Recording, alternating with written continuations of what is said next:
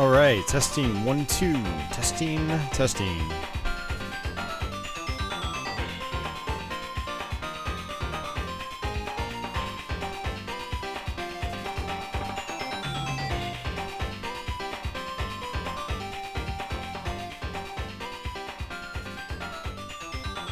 Testing, testing.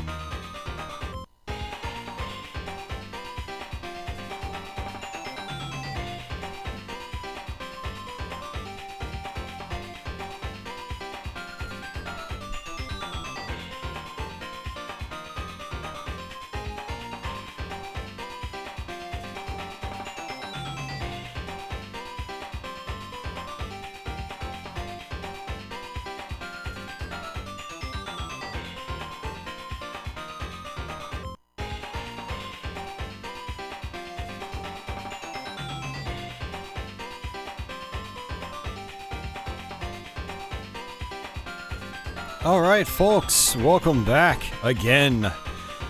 3 days in a row. I apologize for bombarding you all with so many streams these last couple of days, but it's been an interesting last few days. We tried playing Knuckles Chaotix on Thursday night. The game crashed on us, we lost all of our save data, and had to start over from the beginning. So instead of starting over from the beginning, I decided to do a 32X variety stream afterwards, which is what we did exactly Thursday night. Yesterday, my friend Ronnie had come up into town, and so we streamed some Wolfenstein 3D on the Sega Genesis and 32X. And I ended up going to bed early last night, and thus waking up early today. And I thought to myself as I woke up, you know what? I think I've got another YouTube stream in me. I think I'm gonna try Knuckles Chaotix again. So 3 days in a row. Third stream in a row, technically fourth stream in a row. We're gonna try our hand at Knuckles Chaotix again. So for those of you guys that are unaware, Knuckles Chaotix is a, oh, hey, Vince! Welcome, man, as a channel member. Vince is, double or maybe even triple dipping. Thanks a lot, Vince, I appreciate it, dude. But yeah, for those of you guys that don't know, Knuckles Chaotix is a Sonic the Hedgehog game for the Sega 32X. It's a two-dimensional game, just like the 16-bit Sonic games, mainly featuring Knuckles and a host of other characters. Sonic does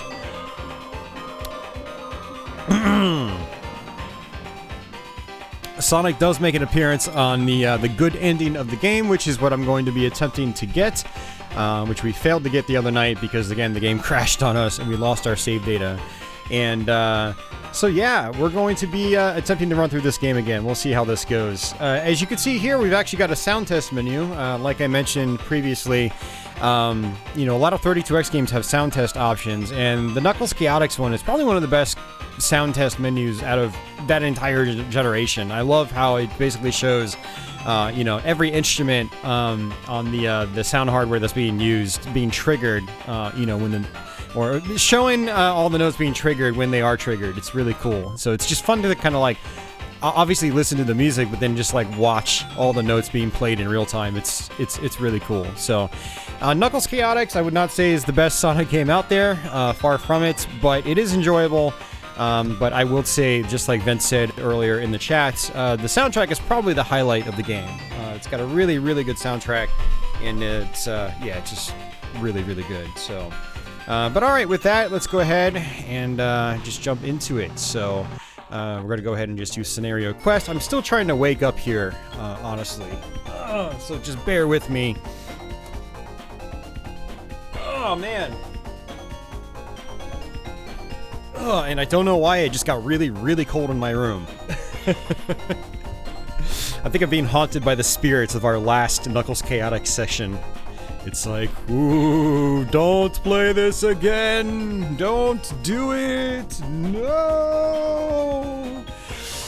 Alright, so, yeah, you've got multiple save slots here, and we're gonna pick Data 1, and we're gonna set it to autosave.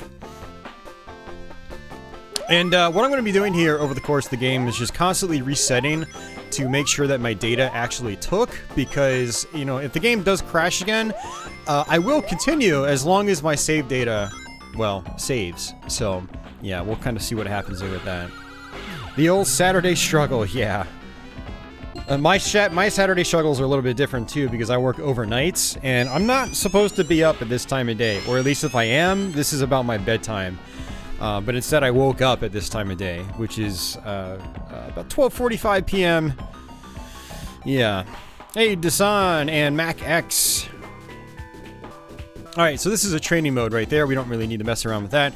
So, the big shtick with Knuckles Chaotix is this tethering mechanic. You'll notice that both characters are just tethered together.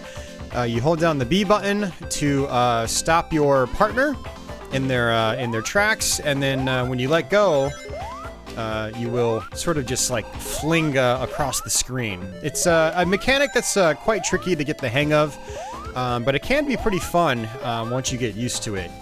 But it's probably the biggest thing that people don't usually like about this game is they complain about the tethering mechanic, and for good reason. It's awkward, but again, once you get the hang of it, it is actually, in my opinion, a lot of fun to work with.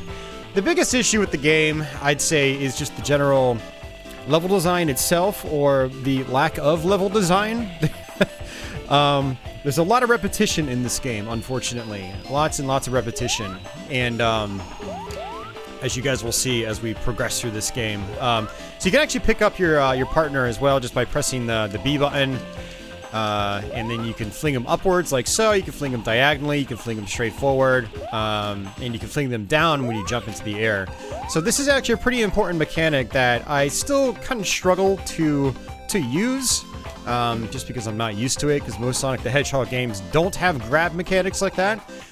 But it is actually a very, very important mechanic. For one, it kind of keeps your partner in check, because your partner, might have a tendency of doing a lot of crazy things on their own. And we've actually got a power-up right up here, which I'd like to get. So let me see if I can fling my character up, and let's see if I can try to get up here just like that. There we go. So this ring power-up, this silver ring, or blue ring, whatever it is, actually consolidates all the rings that you have in your inventory at the moment. So if you take a hit, normally in a Sonic game, your rings spread out far and wide, and it's hard to recover them. But in Knuckles Chaotix, you can get this silver ring, and it consolidates them all into one single ring. And so what happens is if you take a hit, you can just grab that one singular ring, you'll get all your rings back, which is nice. And that's actually really important, because you want to keep your rings in this game if you plan on getting all the Chaos rings. Just like Chaos Emeralds in the other Sonic games, you get Chaos rings that alter your ending depending on how many you get. So if you get all of them, you get the best ending. If you don't get all of them, you get the bad ending, quote unquote. And so having that silver ring power-up is actually pretty useful. So if you do take a hit, you have a better chance of, retrieving all of your rings instead of just a couple of them. So this first training stage here is actually pretty basic. I don't really even think there are any enemies here. So we can actually get to our first main bonus stage at the end of this, and so hopefully we can do that. Of course we can do it. It's going to happen. So one thing I like to do is I like to just sort of run and then jump and then just lightly tap B. And you'll notice that my partner will just get stuck in place, or he'll stop in place for just a short moment. And due to the ring's tension, he'll get flung back my way, and we'll keep our momentum going. So kind of like that. So he just flings off. It's really awkward. It's really hard to describe and explain as well. But you can actually get some really good speed going in this game with this ring tethering mechanic. So let's go ahead and get him over here. There we go. And so what I'm going to do here is actually pick him up, if I can get him over my way. Unfortunately, it's your AI partner kind of has a mind of its own. One thing that is cool about this game, though, and I've never done this before because I have no friends, is you can actually play Knuckles Chaotix in two-player mode. So there is a two-player option, and so your partner can just be your friend, and that would probably make life a little bit easier. But there are, again, techniques to to get your partner to just fling back in your direction and you know, build your momentum and speed really, really fast. So, hey, Ronnie, yes, Chaotix round 2. All right, so this is our bonus stage. There are actually 2 different types of bonus stages. This is the one that allows you to get a Chaos Ring. And this is the bonus stage that we want to mess around with, or the bonus stage that we really want the most, if we're going to do that. Now, the other bonus stage is good to get you prepped for this bonus stage. I'll explain that later as we play through this. You want to make sure you don't fall into any holes or anything like that. Otherwise, you'll go out of the arena and you'll end the bonus stage immediately. And that's always not fun. So these early bonus stages aren't too bad to deal with. You just need to get 4 blue spheres. I think the second bonus stage you might need 6. And then it goes up like 8, 10, 12, 14. I don't remember if that's... Yeah, I don't know if that's right or not. But yeah, every time you access a new bonus stage for the next Chaos Ring, the amount of blue spheres you need goes up. The complexity of the bonus stage increases as well. And they become much, much more challenging. So I missed that blue sphere. Not really a big deal. We'll get plenty others. And you'll notice that I've got 130 plus seconds on the clock. The amount of rings you have going into these bonus stages determines how much time you have in the bonus stage. And that's where the secondary bonus stages come into play. The secondary bonus stages don't give you any Chaos Rings or anything like that, but they do give you some other useful power-ups I'll talk about later. And they also give you lots and lots of rings. And rings act as your timer in your main bonus stage here. So some of the later bonus stages, they drag on quite a bit, and they're very tricky. You know, if you go into them with, say, only 60 rings, you're only going to have 60 seconds on the clock. So the idea is to try to go into them with 100 plus seconds to give you the most time to work with. So you've got a bunch of different characters to play as here. You've got Knuckles, you've got Mighty, the Armadillo, you've got SBO, the Chameleon, Charmy Bee, and Vector the Crocodile. Vector can climb on walls and air dash. Charmy can fly, sort of. I don't think I've actually played as Charmy primarily. SBO can walk on walls and ceilings. Mighty can grab onto the walls and then launch off of them really fast. He's going to be our main character. And then Knuckles, just like in Sonic 3, Knuckles can climb on walls and air glide. I don't like playing as Knuckles in this because there is a lot of wall climbing, and it's very, very slow. If you're going to do wall climbing, you're better off doing SBO because he can actually run on walls as opposed to just climb slowly. Or pick Mighty, which is kind of your Sonic the Hedgehog knockoff. And he looks a lot like Sonic the Hedgehog. It actually comes from Sega Sonic, the arcade game, which I've still yet to play. So this right here is the combi catcher, and you can basically pick your partner with this. Unfortunately, you have a couple of dummy partners as well that just slow you down. You don't want any of the dummy partners. One looks sort of like an anvil, the other sort of looks like a bomb that's about to explode. And then you've got this section right here. If you pick your character, you hit this this bumper, and it just randomly picks one of 5 stages for you.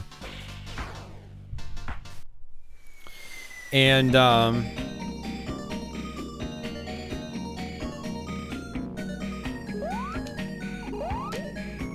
yeah, so the stages that you pick in this, they are randomly picked at first, but if you get to your secondary bonus stages, you can actually get these power-ups that allow you to pick the next stage manually as opposed to just completely randomly. So on these levels right here, you have to hit these switches to activate these clocks. If you don't do that, you will actually fail the level and you'll have to do it over again. It's very, very frustrating. So we're going to go ahead and just launch ourselves up. And here's what Mighty can do. You'll notice that he can grab on the walls and just launch himself upwards. Very, very useful, which is why he's my primary character whenever I play this game. Alright, come on, Knuckles. So unfortunately, this is only going to launch us if we're both standing on it together. If I pick up my partner and I just try to sit there, it's not going to do anything, unfortunately. So, and this is the beginning right here. The level design in this game is actually quite confusing. It's one of my big complaints about the game. Everything has a tendency of looking the same. and that could be a little aggravating to deal with. So, but we'll make do. Assuming the game doesn't just crash on us, you know, we will get through this, and hopefully we'll get the best ending, and I'll be able to show off, yeah, the best ending. Alright, so I got myself a shield. If you guys are watching at 60 FPS, you'll notice that, yeah, it looks transparent. If you're not watching at 60 FPS, it's going to look like one solid blob, which looks really weird. So if you see one solid blob, you're not running the stream at 60 FPS. Yeah, one of my favorite ways to just go vertically is just with Mighty, just, you know, just grab onto a wall and then press it in whatever direction I want and then press jump again. Hey, Akello, thank you, sir. Thank you for the good luck on round 2. I'm gonna need it. Let's go ahead and go on up here. So this is actually an optional part right here, I believe. Yeah, there's another clock up there. So this allows you to activate the clock in case you missed the first one. So we're gonna go ahead and hit this transporter. And then go back. Alright, this arrow right here, the downwards arrow, actually makes your character small, and I really don't like that power-up. It's actually not really a power-up, it's more of a downgrade. So your character can't jump as high. Alright, cool. We got the silver ring, which is nice. We're going to actually fall down here and then go to the left. I believe this is where we need to go. And wow, we both lost our shields. That's not good. Let's go ahead and keep falling down here. Oops, this way. Nope, I went the wrong way. We're back to the beginning. Ugh. See, like I said, the level design is just so damn confusing. Let's try this again.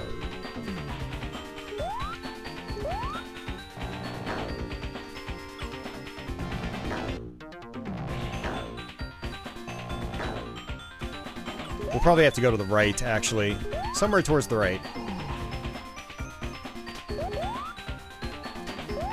Let's climb up this way. Let's go back this way.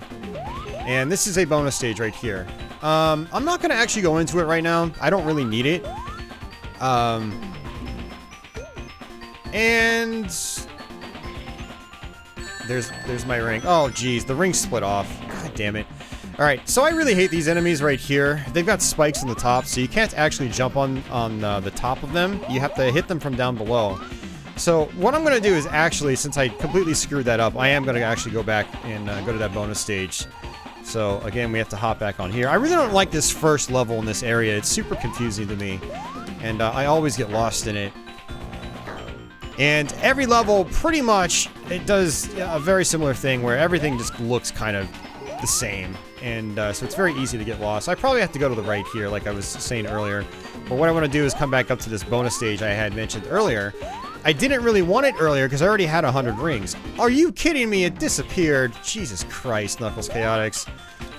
Knuckles Chaotix is not the most polished thing out there either. So, you know, apparently those bonus rings don't stay. Although I could probably kill myself, but it's okay. It's not a big deal. Alright, so let me try to grab onto this and go this way. Yeah, that was very frustrating, actually. Let me latch onto that, see what's up here. Nothing's up there.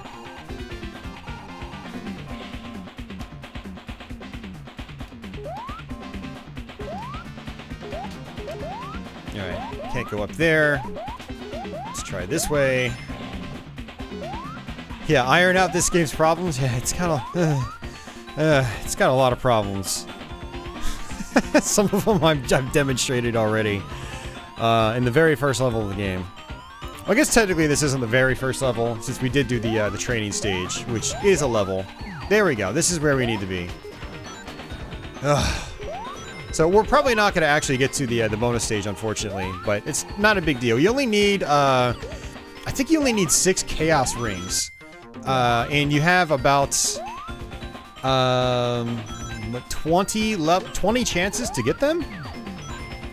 So you have to play every level theme. Oh, there we go. There's another one. Good. You have to play every level theme 5 times. And 4 out of those 5 times you can access a bonus stage. The 5th time you fight a boss. So there's no bonus stage opportunity on that. So you do have quite a few chances to get those chaos rings, but you know, once you get close to the end of the game and you haven't gotten all your chaos rings, it starts becoming a little stressful, unfortunately. So in this following bonus stage, the goal here is to pick up a bunch of rings so we can, for one, get into our bonus stage, and two, hopefully have lots of rings to allow us to actually finish the bonus stage. And then three, we want to get the claw power-up and then the level select power-up. That allows us to actually pick the next level that we want. So there's the level select power-up. And then it also allows us to change characters manually, as opposed to it being sort of like a randomized claw game. So these just go on forever, as long as you've got rings. Rings are your timer, just like in your other bonus stages. Or rings act as your timer, just like in the other bonus stages. As long as you've got rings, you'll stay in here. And also as long as you don't hit the exit signs.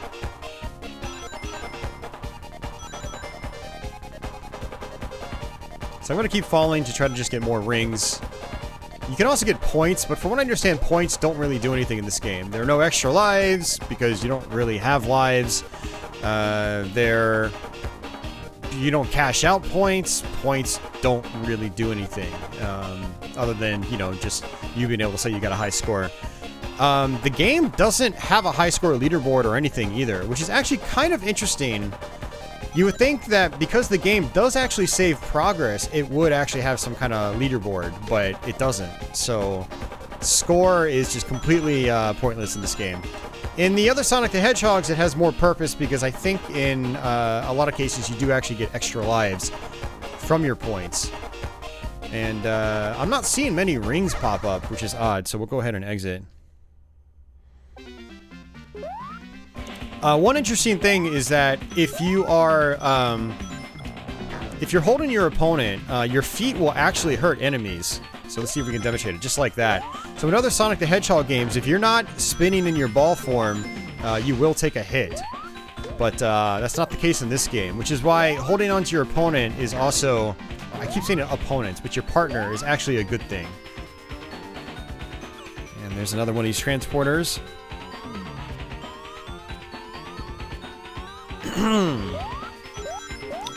I mean, yeah, the game can be frustrating for sure, but it can be a lot of fun as well. It's got this weird mixture, and I just lost all my rings. God damn it. Alright, so we're probably not going to actually access the bonus stage, and you'll notice that I'm super tiny, so I can't really do a whole lot. This is one nice thing about Mighty, though, is even when he's tiny, he can still launch himself off the wall very, very far. So yeah, I lost all my rings again, so we're probably not going to be able to access the bonus stage. And, you know, what really stinks about losing all your rings like that is, you know, I had spent like 3 or 4 minutes in that one alternate bonus stage, only to just lose all my rings as I come out of it, so... I wish that, I talked about this on my Thursday attempt at this game, and I really wish that those bonus stages gave you, like, shields and stuff like that. Because that would give me much more reason to sit in them, you know. Yeah, I can get the claw power-up, I can get the level select power-up, but I can't get the silver ring power-up, and I can't get the shield power-up. And those bonus levels would have been so much more useful if you could get shields in them. Alright, so bonus stage number 2. At least we got to the bonus stage. That's what I really care about. So, and I want this this blue sphere. So we need to get 6 blue spheres. And on this one, we're going to be using a lot of these sort of pinball bumpers to get those blue spheres. And there's another one. And you can actually do little baby jumps, just like you can in the main game. So you don't have to actually jump up fully every time you do jump. And I had to be very careful here because the last time we played this game, we actually ended up clipping through the floor. These bonus stages are not the most polished things out there. They can be very frustrating for multiple reasons. One of which is just being able to clip through walls and floors just randomly. It doesn't happen often, but it's happened to me at least twice now in the last week. So That can be extremely frustrating when you spend the whole level trying to gather rings to get to the bonus stage, and then you fail the bonus stage because of something that wasn't your fault at all. So that is definitely a thing you have to worry about here. I'm going to go ahead and get this blue sphere. I'm going to go ahead and hit this just to slow myself down. And then just take things relatively slow. Whoa, I thought it was going to clip right through those. Okay, there we go, just like that. I thought it was going to squeeze through them. And I'm going to run into this again just to slow myself down. Notice that we only have 20 seconds left. This is why you want as many rings going into these bonus stages as you can. I want to make sure I don't get pushed all the way off to the side, which can happen. And then that is our last blue sphere. Now all we have to do is just make it to the end. Okay, we're good. We're good. Game Eagle is back. Welcome back, dude. Mr. Yukawa says, yeah, the graphics are really cool. Very psychedelic. Yeah, the visuals are definitely a highlight of this game, for sure. The music, the visuals and the music are the highlight, if you ask me.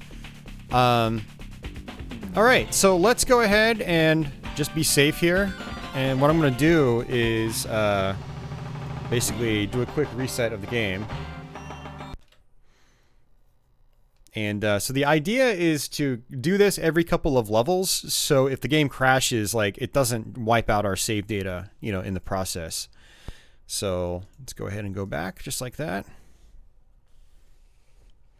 Now, unfortunately, I didn't have my, I will no longer have my stage select item, which is unfortunate, but there we go. So it actually saved our data. So if the game does crash, we can just reset the console and we'll get our data back, which is nice. So this actually gives us a chance to, you know, select a new character and then pick a new partner as well. Now you can pick a new partner anytime you want. Also, this wall right here tells you the status of your progress. So we've basically beaten one level so far. No, two, yeah. One normal level. And remember, you have to beat all these levels 5 times. So you do also have the spin dash in this game, but it is super slow. It's not really much of a quote-unquote dash. It's, you spin, but yeah, you don't really... Oh, okay, no, that's fine. I got Charmy Bee. I thought that was one of the dummy characters. That's fine. Charmy Bee's fine. And actually, Charmy might be one of the better partners because it doesn't seem to get stuck on things as often as other characters do. Although, then again, it does kind of hold you back, I just realized. Oh well.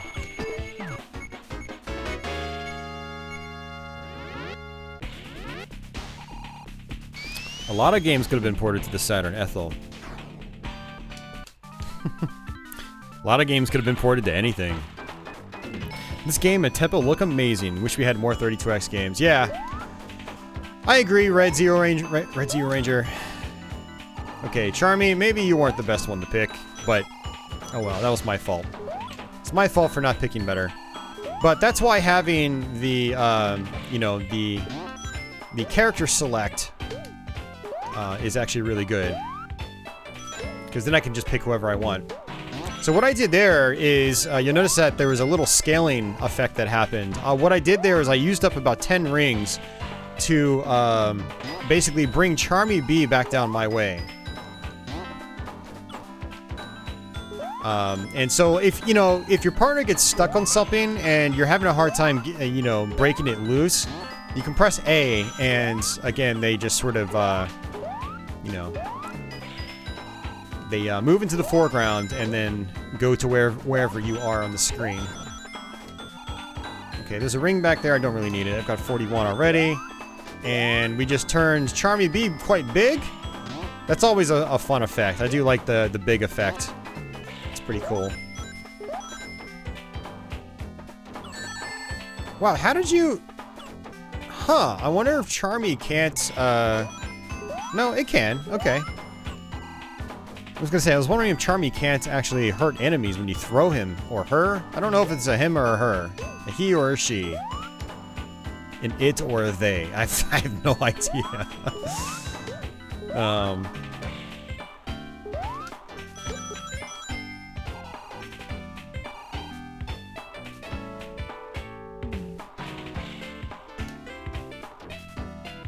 Yeah, the thing is, guys, I don't even know if any of the original Sonic Team guys worked on this game. I don't even think Sonic Team is nowhere, you know, like listed nowhere in this game, as far as I'm aware. Like this, from what I understand, I can guess, this might not have been developed by any previous Sonic Team members. I really have no idea, though. I haven't looked into it.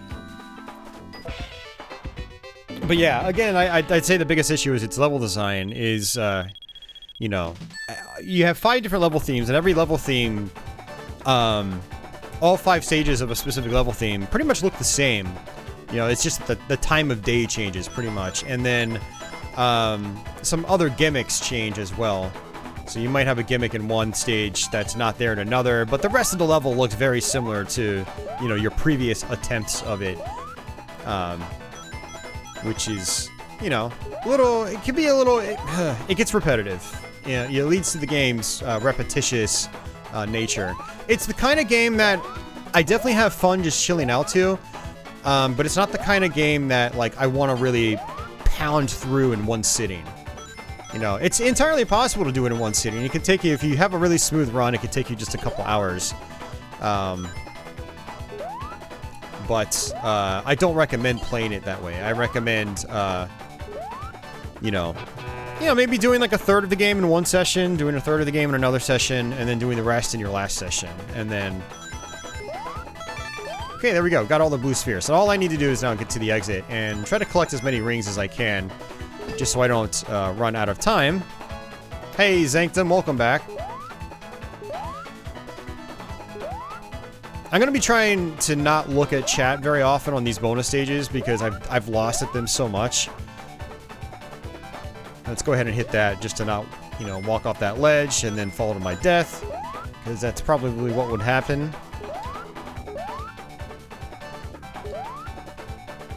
Yeah, you really want to be focused on these bonus stages, though, because just some really bad, nasty things can happen if you're not careful. Like, if I hit those bumpers, I probably would have been knocked backwards, and then I would have actually fallen off a ledge, and I would have had to do this all over again. Is Chris Hendricks out there? Chris Hendricks is out there. What's going on, Chris? Welcome back, dude. Chris is probably loving these daytime streams. He's like, wow, I can actually tune in. Same with a lot of you guys overseas.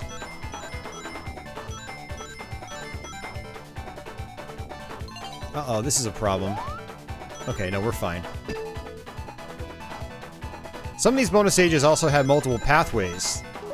As you can see, we've actually split off into a separate path.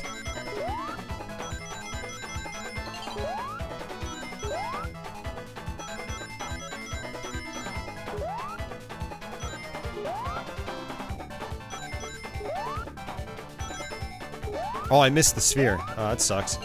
Not a big deal.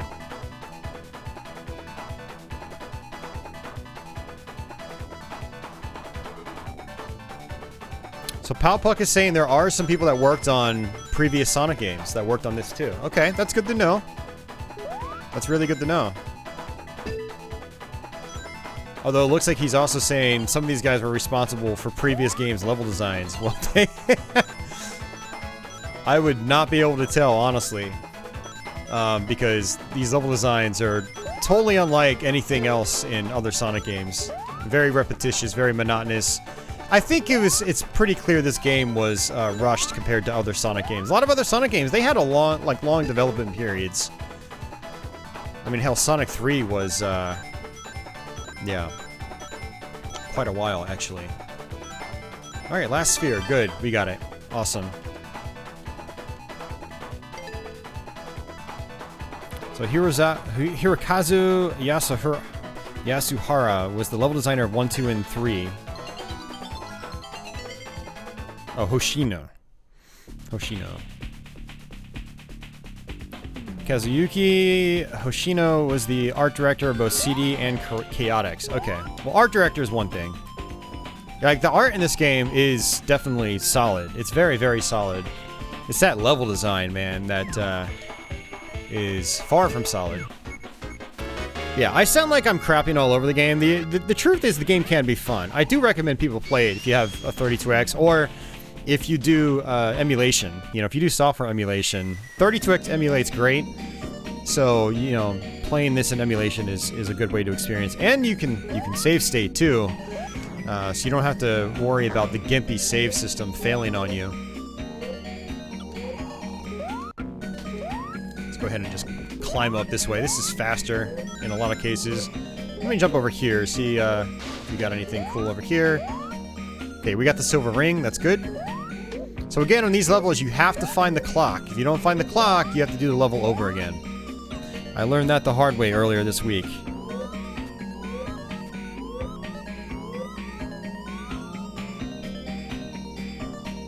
Oh, you're saying those guys had nothing to do with it. Well, you should have said that outright. I have no idea what the development teams were, who the people's names are. I don't usually look into that stuff. I assume that those people you had named did work on this game. So, okay, so... Right, whatever. Communication, guys, it's a thing. Let's learn to communicate. And not spit out random Japanese names assuming everybody knows who made the Sonic the Hedgehog games. Alright, other bonus stage. We'll go ahead and take it. Mighty just ate Charmy. That's what it looks like, actually, when you have your partner turn small and then you pick them up. It's like they pretty much disappear.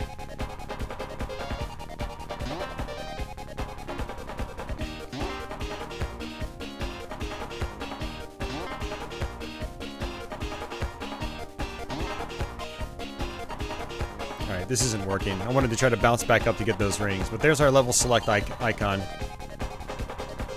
Here's our claw icon, so we can actually pick the our next character. I'm going to get rid of Charmy B after this, actually.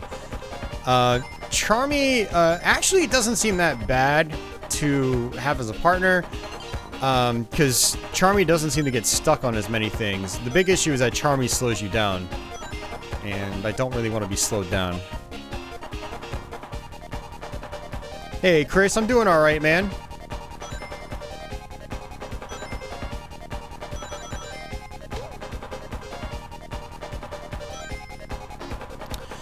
Has Charmy been in other games? I want to say yes. Charmy might have even been in Sonic Heroes for all I know, but I haven't really played much of Sonic Heroes. I know there's a Team Chaotix in Sonic Heroes. And they brought back some of the Chaotix characters for that.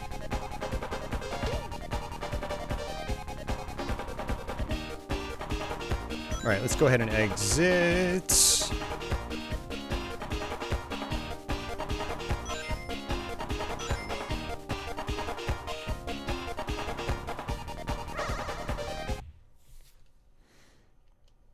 Little stressed out, but I only have myself to blame because I prioritize video games before school. Yes, have to have discipline, Chris. Have to have some discipline. I do the same thing. I should be studying for certifications and things like that. And I buy the study material for it. I buy the books, and then they just sit on my desk and I don't do anything. I work on YouTube stuff and do Twitch. Alright, cool. Got a shield, which is nice.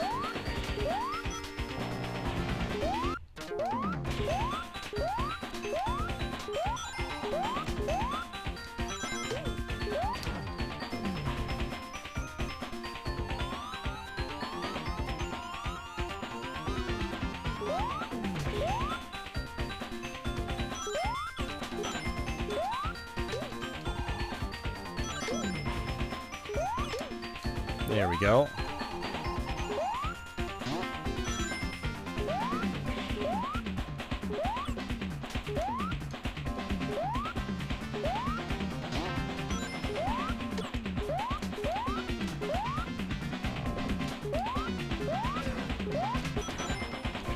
I am gonna start practicing Mega Man X8, Chris. So Chris Hendricks actually sent me a copy of X8 on PC. And oh, come on! I just lost all my rings. So tonight, I think what I'm going to do is, after I'm done with this stream, is hook up my Windows 7 computer and install X8 on that. And that's the end. Of course, we lost our rings right before the end. So I'm going to start playing that. I've never beaten the game before, but it should be fun. I also got a full box copy of Halo Combat Evolved in the mail, so I'm going to install that as well. Those are two things that some people have wanted me to try to play. So, yeah, we'll be doing that soon. I also actually picked up a complete boxed Japanese megadrive yesterday. So before I do that, I think what I'm going to do is actually test that out. Let's go with SBO here. But, you know, I've got a long day ahead of me, so, you know, I can do that, and then I can hook up the Windows 7 machine, and then install Mega Man X8 on it. I actually installed X8 on my Windows 98 machine, but the game was running pretty choppy, so I'm not going to play it on that. Alright, so now I can actually pick my next level, so we'll go with this one right here. You have to just let it cycle through, and, you know, whenever you hit the bumper, it'll select whatever stage it's currently on, so... Otherwise, you're at the mercy of the random select, and you might end up playing the same level multiple times like we just did. So this is kind of, well, never mind. I feel like there's some randomness to these stages. So the last time we played this, Thursday night, there was a switch here. And when you hit that switch, this elevator takes you to a different area. And then you have to come back, hit the switch, then ride the elevator again, and it takes you to another area. But the switch is not there anymore. It's gone. So I don't know if there's, like, randomness? Or maybe I'm just confusing level 2 or 3 of this theme.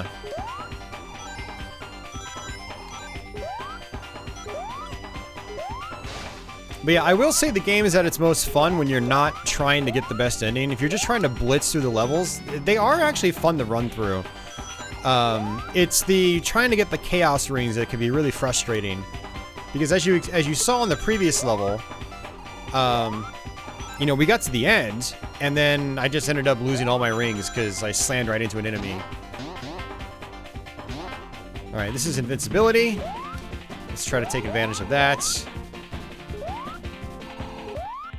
If I can, if the game lets me.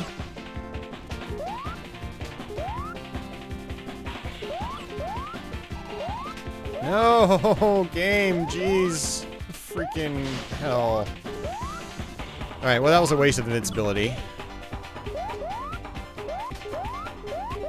Like some of the, like this level in particular sometimes wants to be a traditional platformer with small, thin platforms, but this tethering mechanic just does not work well at all with it. See, look at this. I'm just going around like, I'm just flinging around like crazy, and I can't do anything about it. So it looks like there was actually a switch there, which was interesting.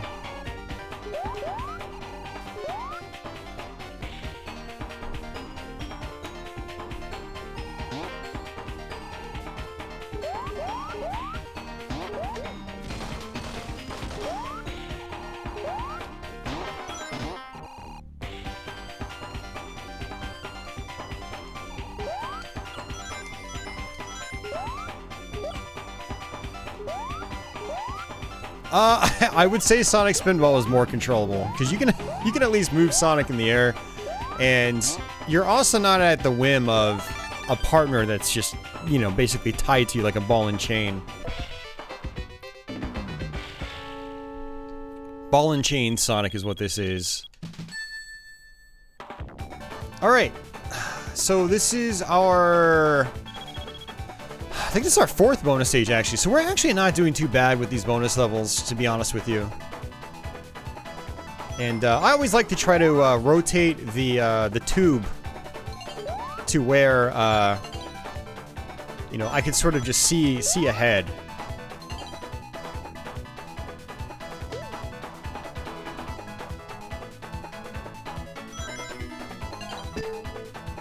And I definitely don't want to hit anything. I don't want to lose any rings.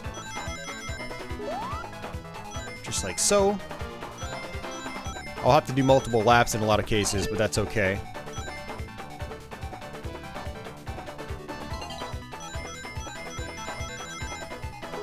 Alright, got some platforming here. Don't hit those bumpers, otherwise you'll get knocked off. You'll get knocked backwards and then off. Alright, one more sphere. And it's gonna be this one. Alright, good. Good first one.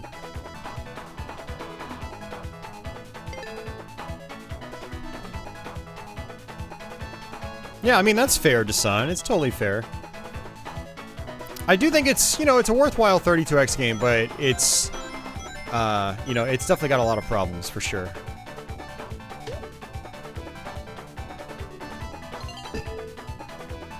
Yeah, when I was playing this on Twitch earlier this week, I was actually really enjoying myself. It was the first time I had beaten the game in probably close to 4 years.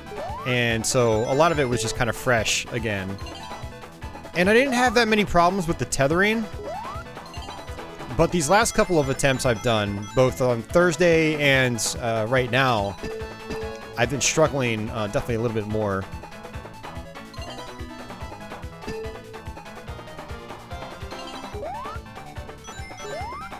Oh, you gotta be kidding me, man. I couldn't see where I was going, so I jumped. And I jumped straight into the pit. I think I missed you before. Maybe? Sorry? Emil, welcome back. You should say more than one thing, so I don't miss you next time. Yeah, I'm not scrolling back up through the chat, so... yeah, I apologize if I did miss you. Yeah, it was BS, Dasan. So we have to do that bonus stage all over again. I think after this level, I'm going to exit out and save it again. Or just verify that it's saved.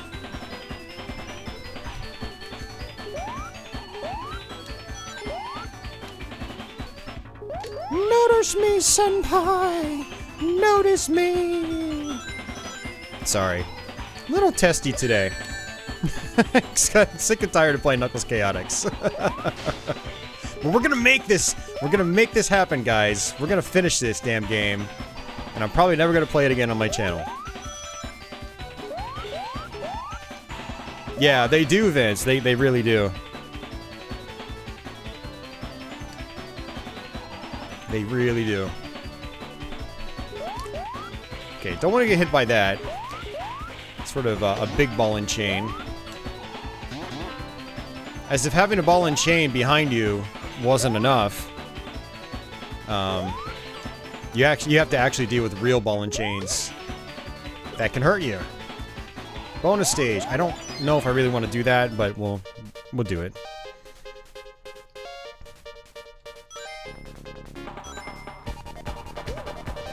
Yeah, we're not done with the 32X, by the way, guys. We are gonna do Doom. We're gonna try to play through that on Nightmare mode. Which I don't know if I've ever actually finished Nightmare mode on that version of Doom. I have to have. I'm pretty sure I have in the past. I've never recorded it. And then I'm also, next Thursday, gonna do Tempo, which is another side-scrolling platformer, which is fairly solid. I'd say it's probably one of the better 32X games, but it's still a little bit of an acquired taste.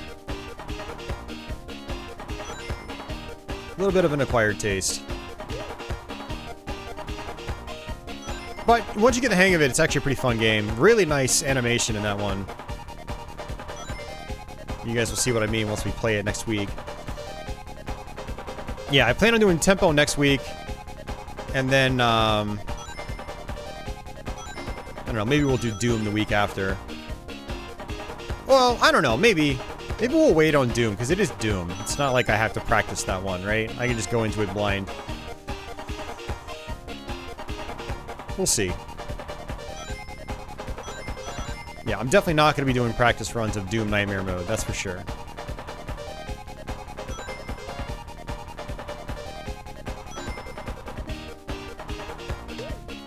I will probably never do Bug 2. I do want to try Bug 1. I have played it before. Bug 2 seems like a sloppy mess, to be honest with you. Let's just say right now, don't ever expect me to do Bug 2. I've got a lot of other games to do.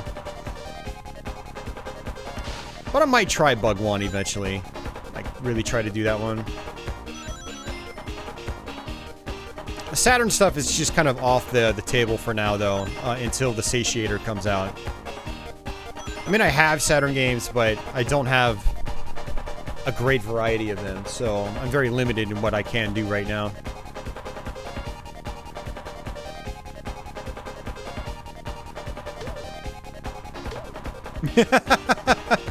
Hey, Chris, thank you, sir.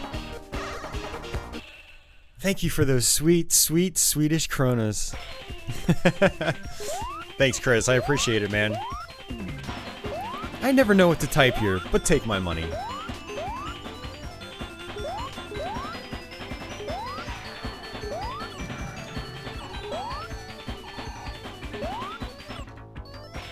I know that looks like really big money, guys. But it's a totally different currency, so please don't confuse it for USD. But regardless, thanks a lot, Chris. It's very generous of you, sir.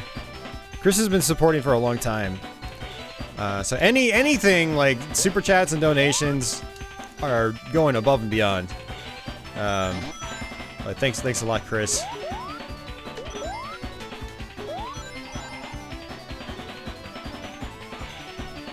You just picked up a nice multi-region modded Sega Saturn. Very nice, Duke. Or Dasan.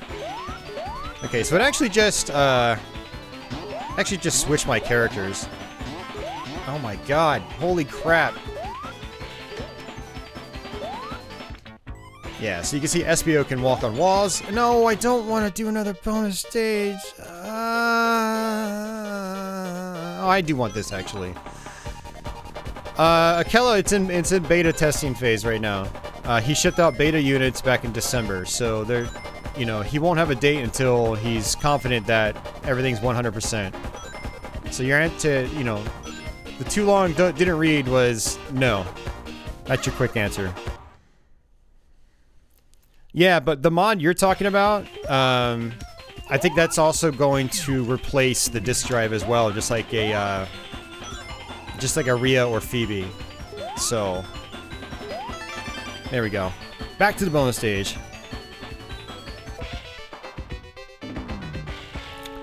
Yeah, because the color $10 is yellow. Yeah, you're right. That's actually a really good observation, James. Yeah, the higher the amount, the brighter the color.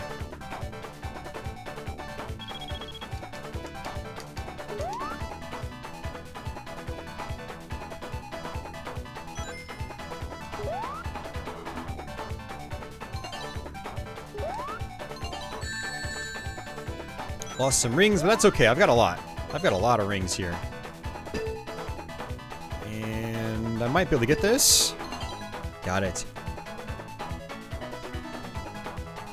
Can I get this one? Got it. Very nice.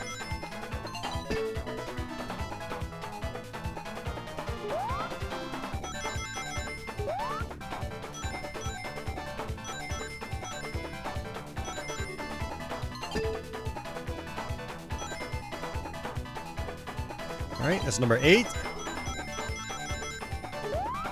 Number 9. Number 10. Very good. Alright, so that's the first phase.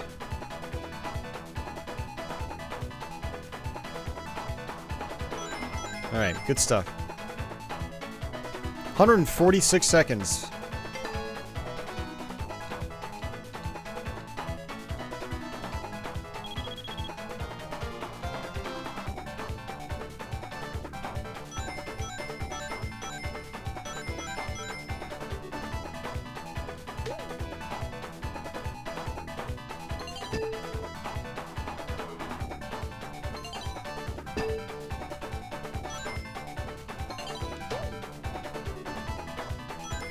Alright.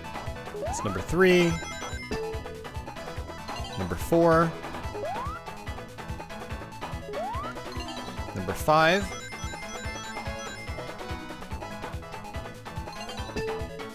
Whoa! Like I got stuck on that one. That was really awkward.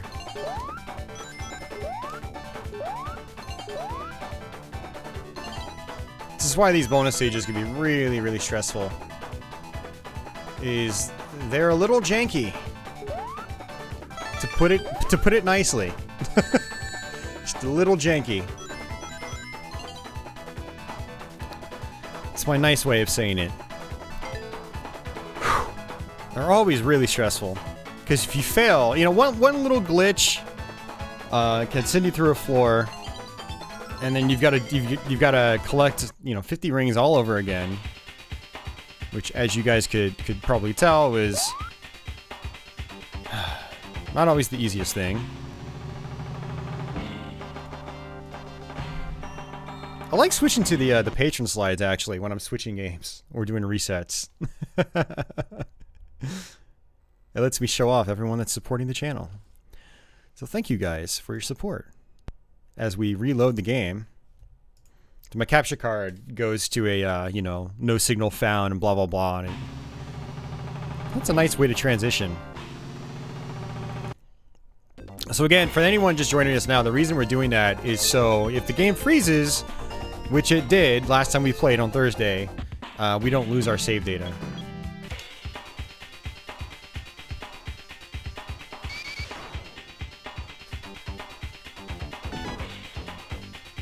And see what we can do here. We'll go with the croc.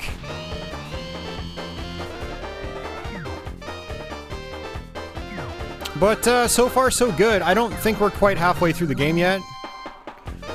But we're close. You know, we've gone through quite a few stages. We've gotten 4 chaos rings.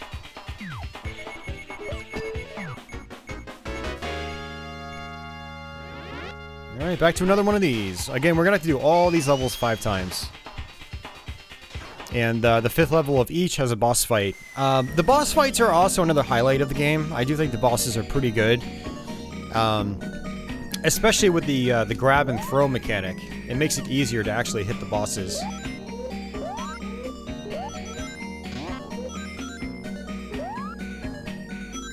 But the problem is, you don't really fight many bosses until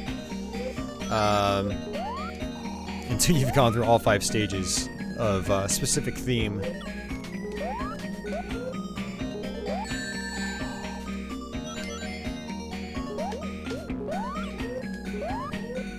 So you can see in the top right, it's actually pointing me towards the clock.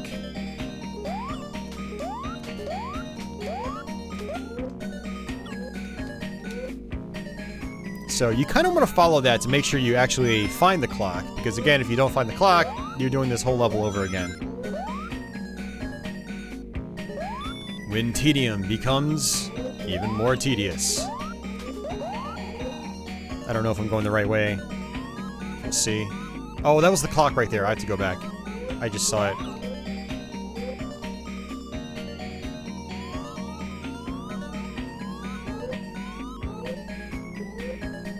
Oh, you gotta be kidding me. I can't get back out. Oh, no.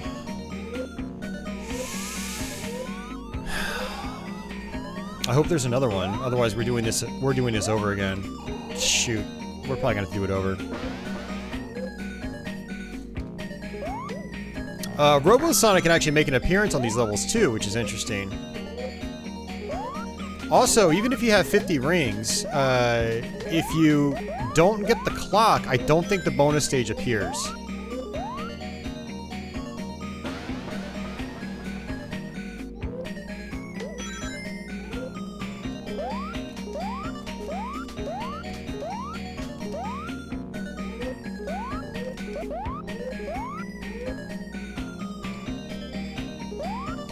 Yep. God, we had to do it over again.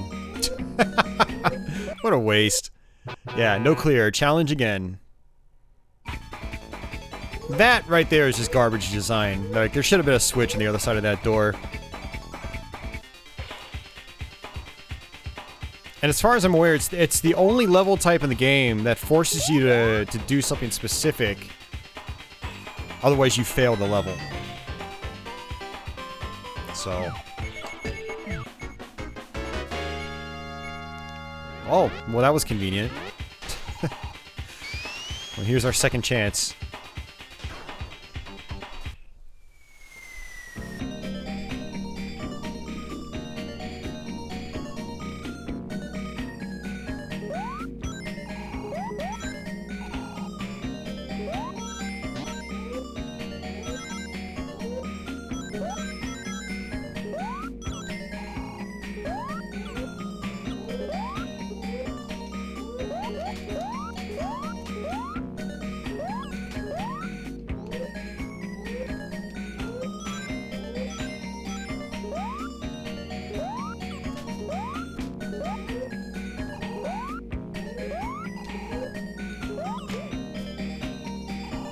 Alright, let me try to get up here so I can grab that. So I don't lose all my rings.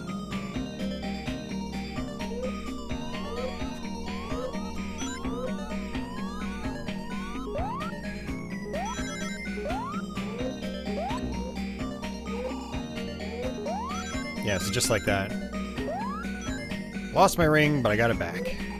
Alright, so let me come down here.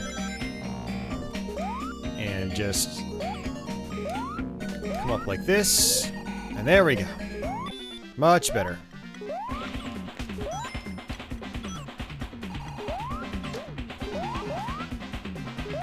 Alright, I probably don't really need this bonus stage because we're probably going to end up losing our rings. So we still have to do the rest of the level.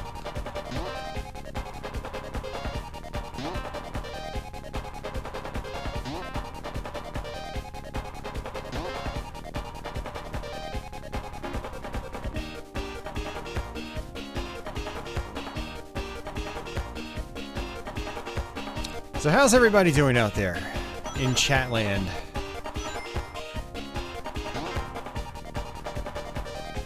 Anybody have any plans for today? Anybody playing anything? Has anybody ever played this?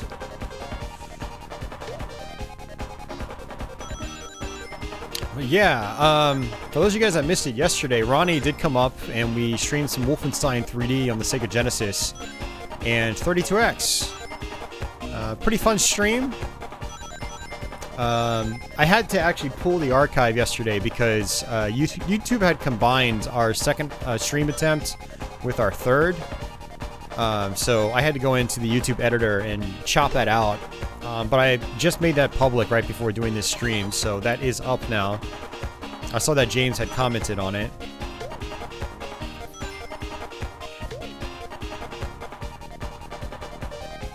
Final Fantasy Adventure on the Switch. That's a part of like the Trials of Mana collection, or it's just what is it called exactly? Is it just the Mana collection?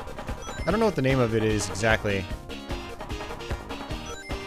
I've always wanted to go through Final Fantasy Adventure, the first one.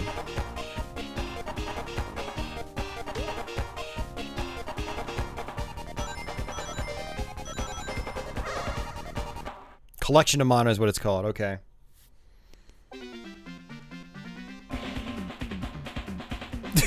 You watched a long play, remembered it as you played it.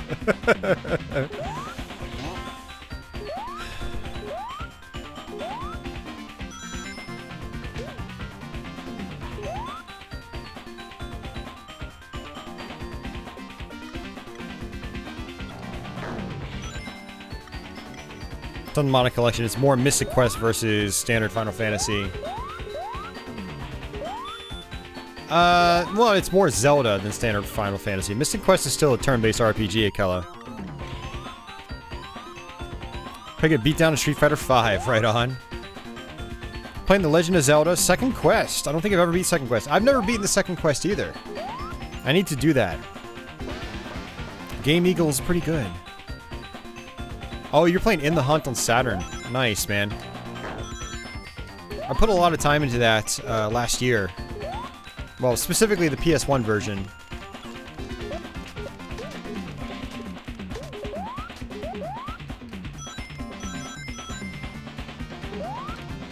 I got so close to getting 1 credit clear on it, but if you get to the final boss on 1 credit, there's a true final boss form, which is a real pain in the ass, and so I wasn't able to get the 1cc. Spyro Reignited Trilogy. Downloaded it a day or so ago on your Switch. Nice. And Sean, welcome back. Probably start playing Shining Force again. Which Shining Force? Game Eagle?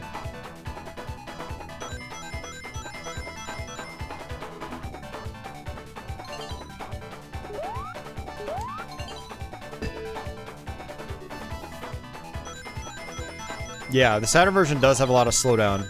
Yep. It is not the ideal version to play. If any of you ever get to play In the Hunt, you definitely want to try the PS1 version. Very, very close to the arcade game, apparently. If not, like, pretty much perfect. you know, the slowdown included. Okay, so I need to take this bonus stage very, very carefully.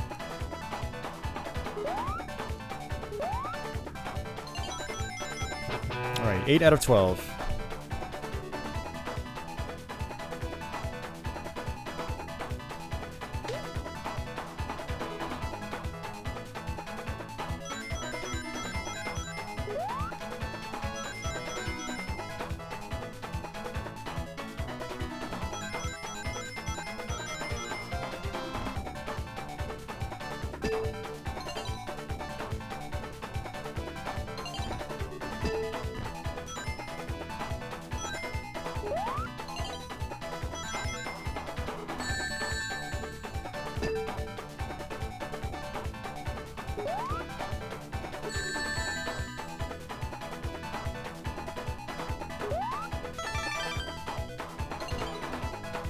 Alright, we got it.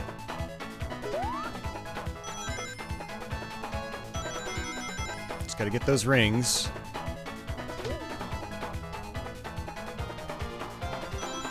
Alright, good. Whew. Yeah, these bonus stages get pretty stressful.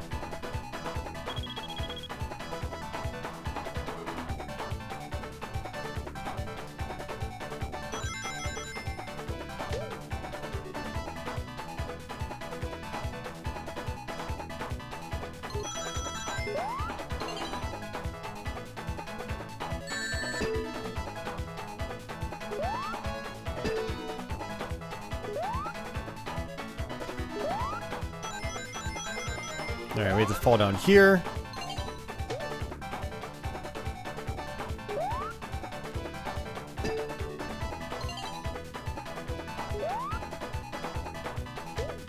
Just like that.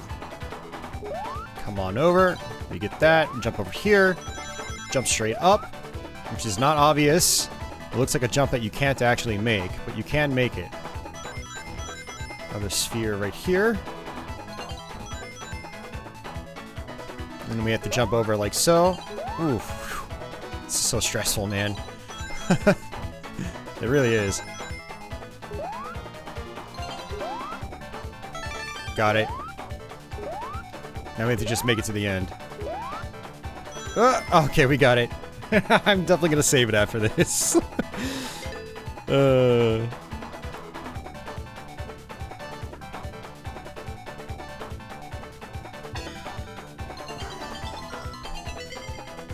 Shining Force 1 has a good remake on GBA. A few new characters. Interesting. Game Eagle's gonna play the original Shining Force.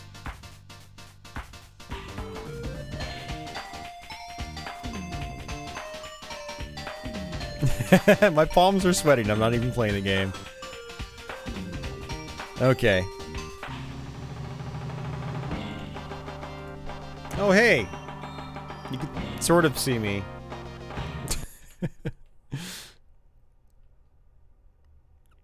I didn't move my webcam down.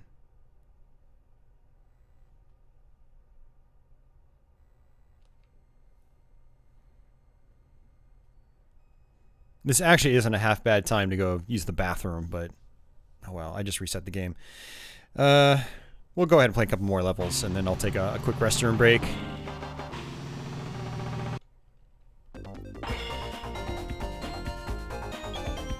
Yep, one more to go, and then we've got all the Chaos Rings. And then the great thing about getting all of them is that I can just not worry about keeping rings. I can just blitz right through the stages.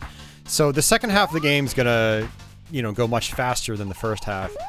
And speaking of which, so we're on level 4 right now for the bottom one, and we've gone through at least one level for 3 of the others. So, yeah, not quite, yeah, not even halfway through, but we're still making decent progress.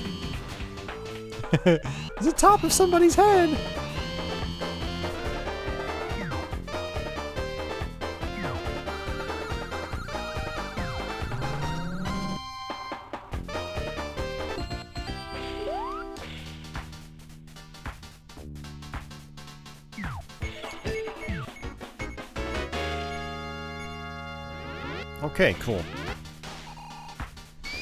I was gonna be disappointed if we had to play the clock stage again.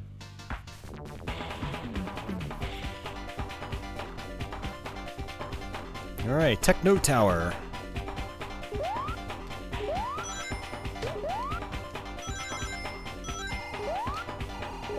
Alright, what do we have here? Just want to see what it is. It's a shrink down. I don't want that. Shrink downs are completely pointless.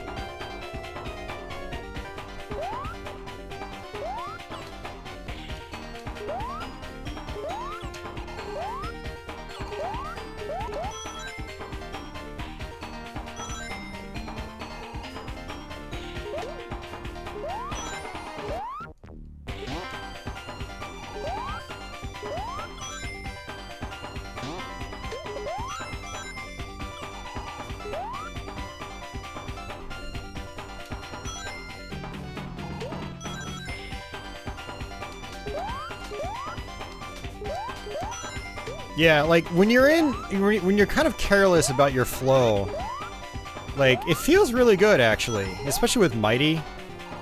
Because you just latch onto the walls, and... you know, you keep that flow and momentum going. I haven't seen any little cross spaces, Game Eagle. So I don't think they're in the game.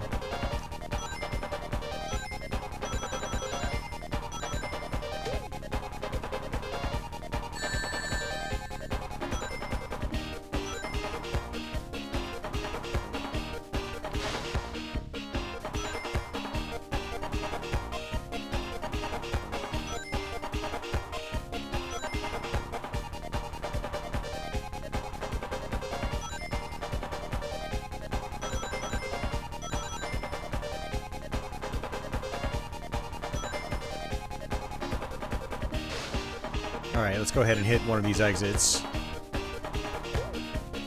So these up and down boxes, they actually speed up the level and slow it down. Kind of interesting, but yeah, they're very easy to avoid. You don't really have to worry about them. I love the sprite scaling in this game. This is the 32X doing that. I do wish this was used a little more often in the game. Having your characters turn big.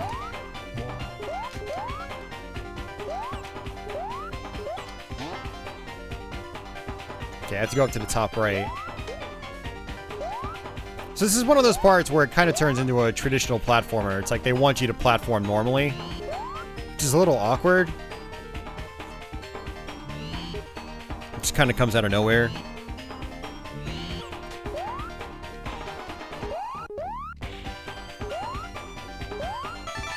Okay, got it.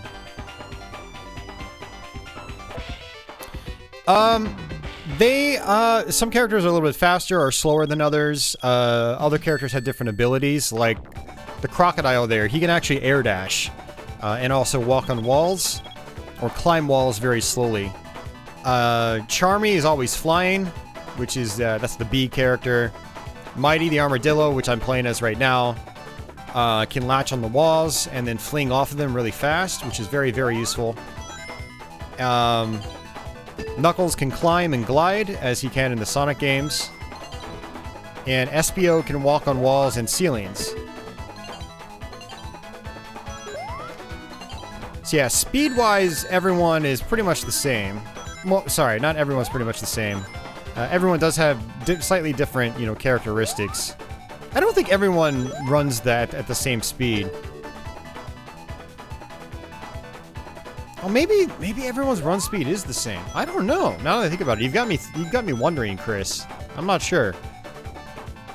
What I will say is the different characteristics, like the wall jumping and the wall running and stuff like that, is definitely different per character. So under those special circumstances, you get, you know, very different character feels. Alright, different character feelings. I can't talk today. Don't mind me. Alright, cool. First one. So these green spheres and also yellow spheres just spring you up into the air, so these can be a little tricky to deal with. but we got it. Alright, first one down. Giant armadillo is the best.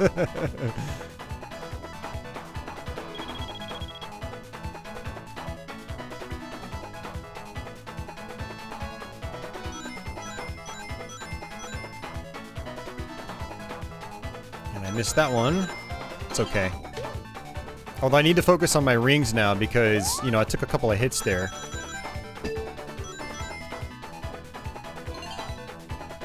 Okay, so I want this one right here. Grab these rings. And I want that one.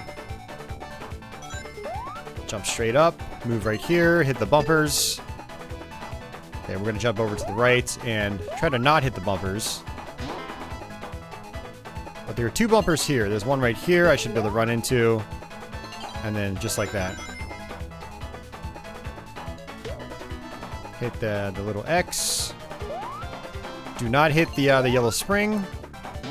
We'll hit the green spring though.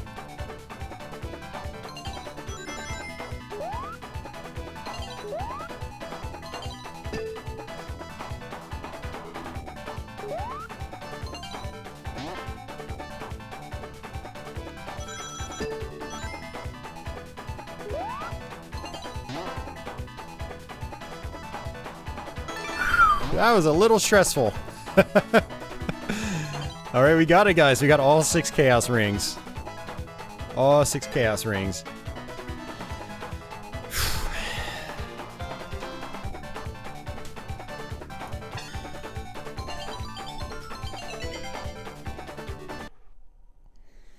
Thanks for the GG, James.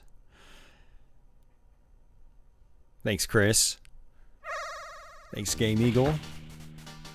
Alright, so just like last time, we are going to exit, because I've got all of them now. Because thank God I can stop squirming in my seat. Alrighty guys, I'm going to take a quick restroom break too while I'm at it. So, here's the old Genesis and 32X. So, I'll be back in a couple of minutes.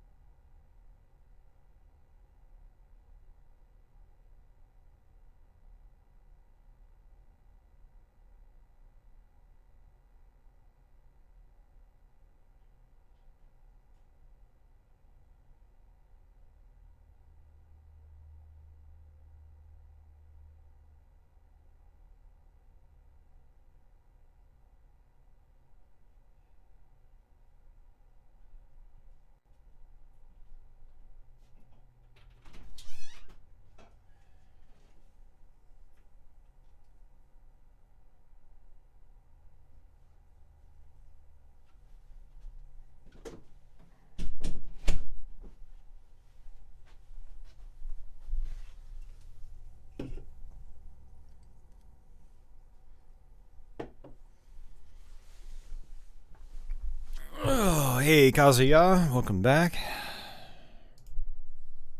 Oops. The point was to not show that. Oh well, who cares? All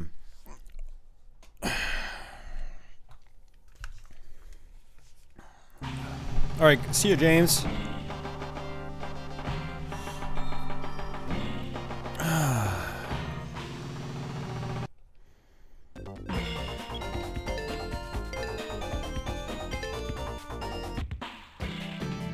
Alrighty.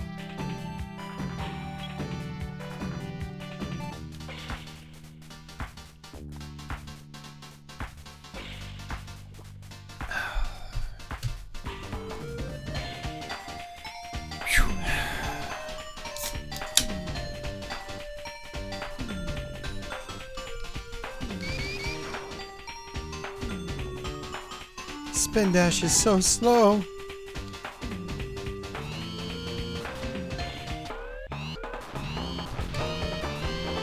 Pouring myself another drink.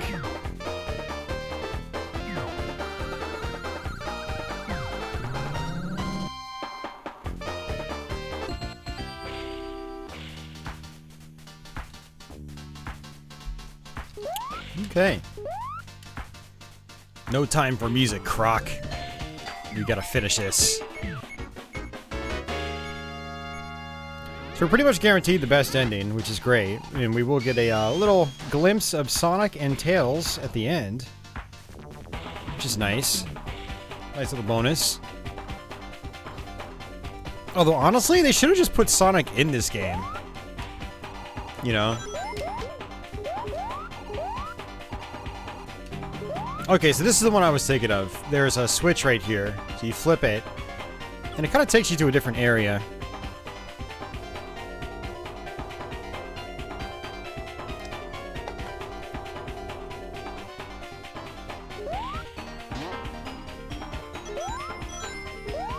Also, what's kind of cool is you can actually still get to bonus stages.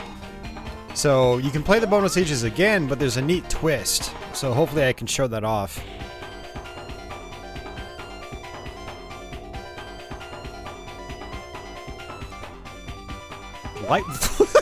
What license issues? It's Sega. Sega owns all these characters, dude.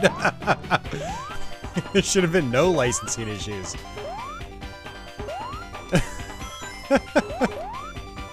Alright, back into the elevator. I mean, if this was made by someone else and published on a different console, okay, maybe. But that wasn't the case. License issues for a Sonic game made by Sega. Desan.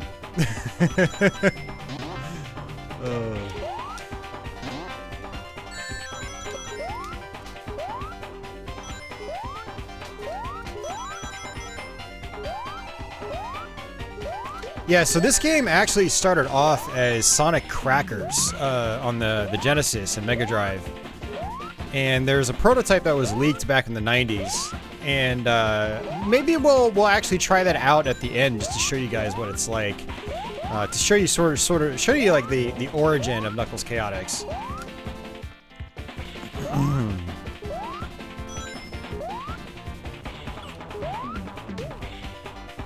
And in this day in history, Sega sued itself for including Sonic the Hedgehog in its own Sonic the Hedgehog game. That would be something. Man.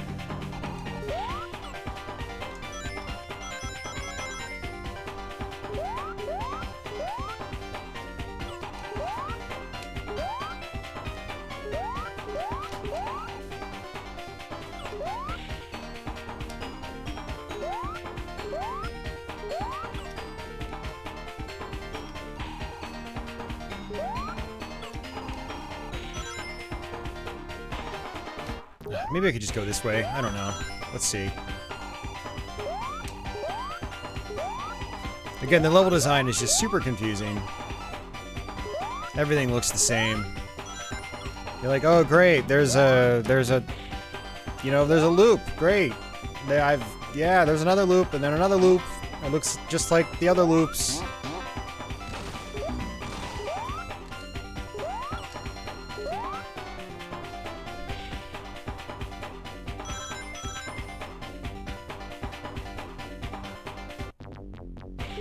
So many loops. Okay. Figured that would be the exit. Okay, there we go. Alright, so back to the bonus stages.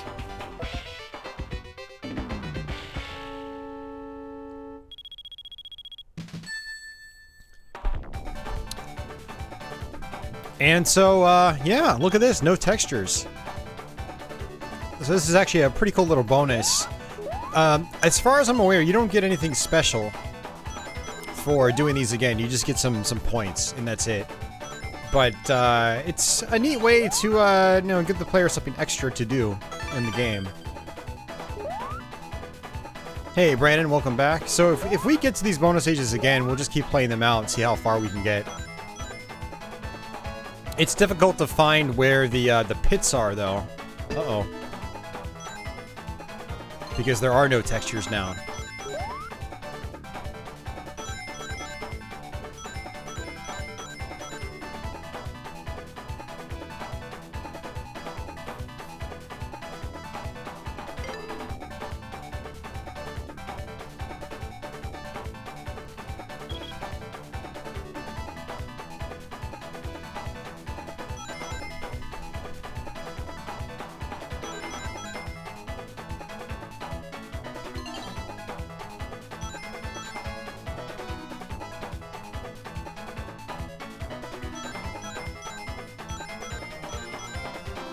Oh, that was a pit. Oh well.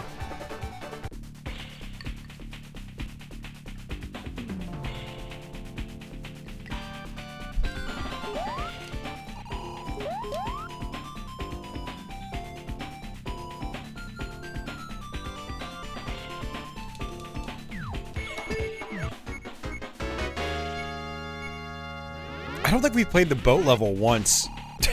So we're gonna end up having to do the boat level like 5 times in a row. Oh man. Alright, Botanic Base, level 2. Botanic. So now that we don't need to get lots of rings, we can just pretty much just do whatever now. We can just fling ourselves like crazy and have a grand old time. Which is honestly Knuckles Chaotix at its best, when you're just kind of like blitzing through the levels.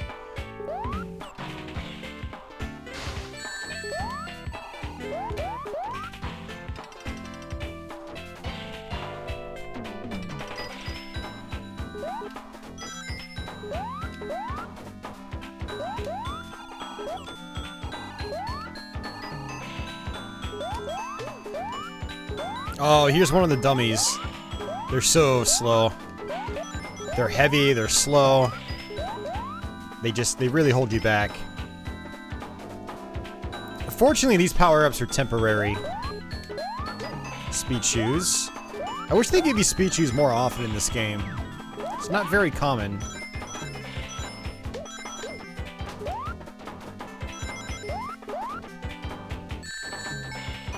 Wow, they have spikes on the sides of them. Jeez.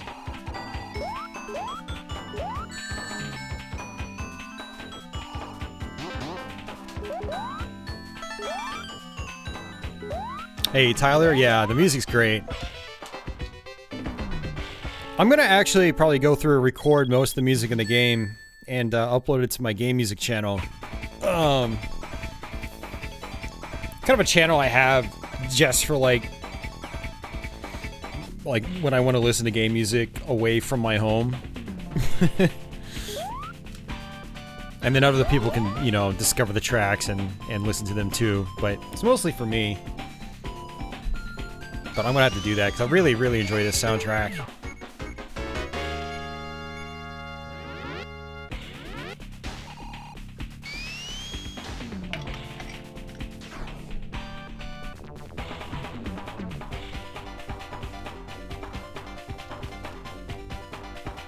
I think some of the music might have actually come from Sonic Crackers as well. So Sonic Crackers, that Genesis prototype I was talking about, also has the tethering mechanic.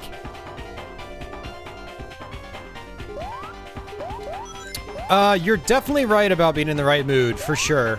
Yeah, I remember years ago I played through it and I didn't really have a very good time because I wasn't really in the right mood.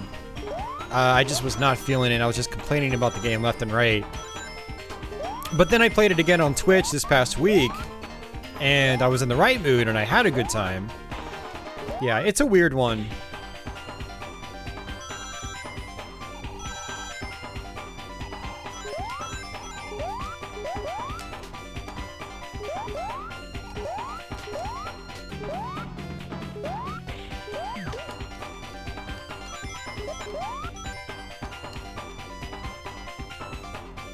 Uh-oh, that's not good.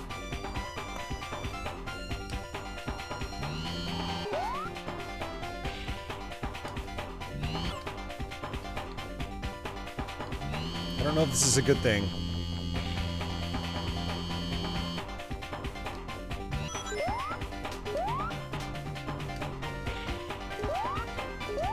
Let's try this again. Get over there.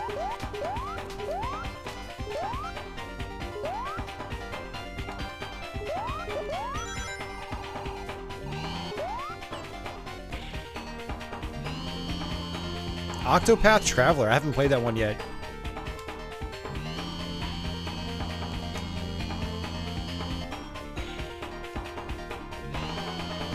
Alright, jump straight up. Okay, could you stop doing that? Holy crap.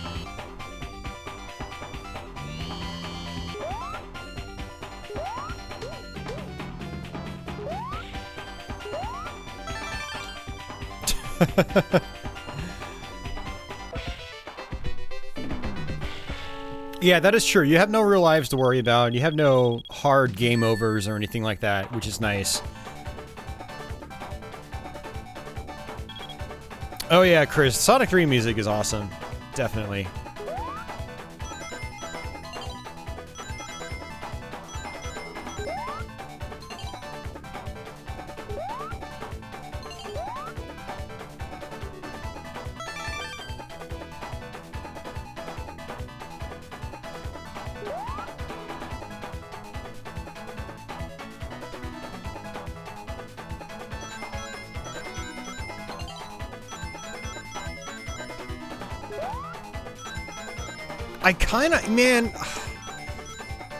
I kinda want to try to go through all the bonus stages again. I assume you get nothing for doing all 6 again, but I don't know if anyone's ever actually done all 6 again. I'm sure somebody has. Someone has to have.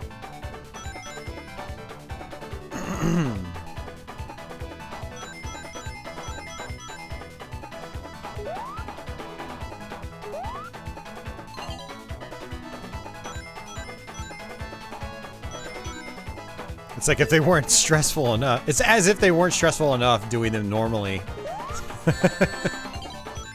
And try to do them again.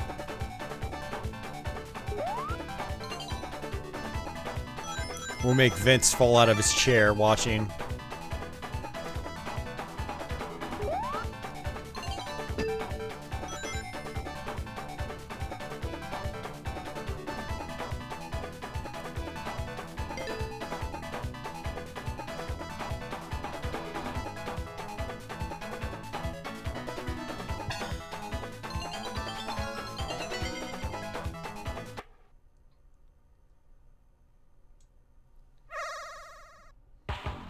All right.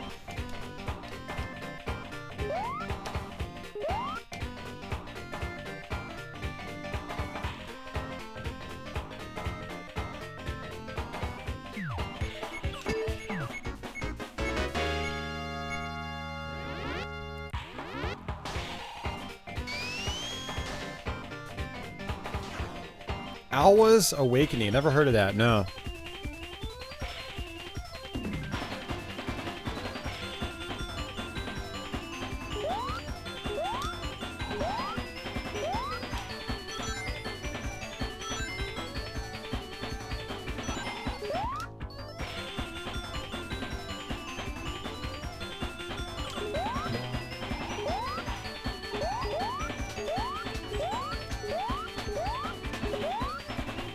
I can't remember. Is Octopath Traveler is it like a turn-based RPG? Or is it more like an action RPG or something like that? I did get a Switch again a couple weeks ago. And, you know, so I'm looking for more games to play, but not a lot, because I've just got so much other stuff to play, too. Speaking of Switch, later tonight I might fire up some more Mario Maker 2. Yeah, that's so much fun.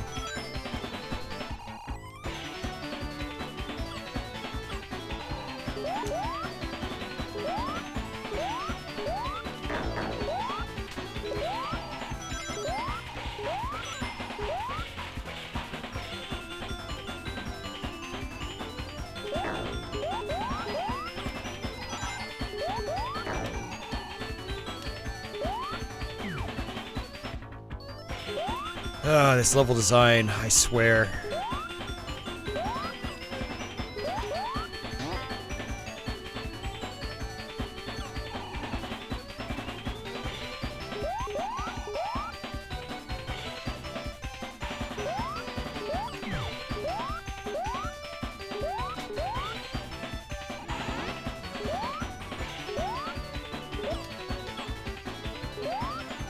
This thing doesn't even do anything. That little balloon. No! I think I'm going the wrong way again! Ugh.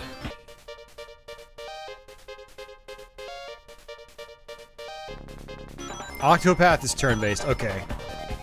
I'll probably pass on it then. I have to be in a very, very specific kind of mood to play turn-based RPGs these days. Action RPGs, on the other hand, I get into pretty easily. Speaking of which, I need to fire up Oath and Felghana soon, East. So we can do a live stream of that. Gotta get some more of that sweet, sweet East 3 remix music in my life. Turn-based and random encounters. Yeah, it's a traditional JRPG. Yeah, okay. There's a demo for Octopath. It's all good. You know, as long as I know what kind of game it is, that's really all I care about. Yeah, turn-based traditional JRPG. Okay, I'll probably pass on it then.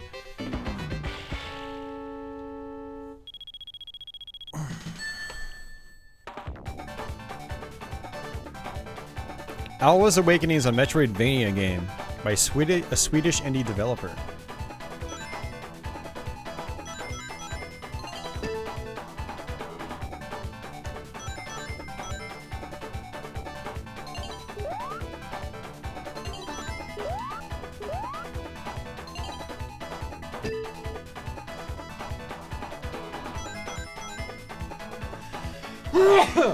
Excuse me.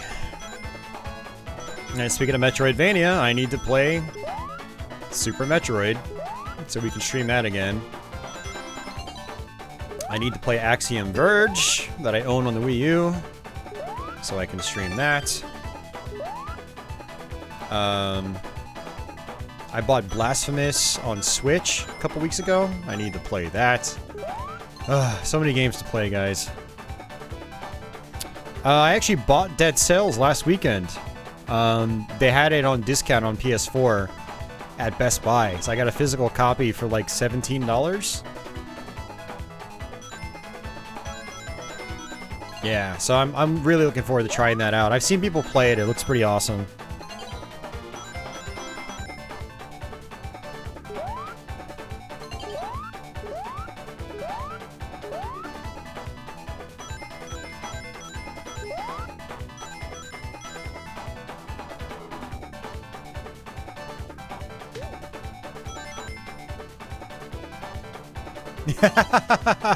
Yeah, Mac actually donated me Celesta on, or Celeste on Switch a couple weeks ago, so I need to play that too.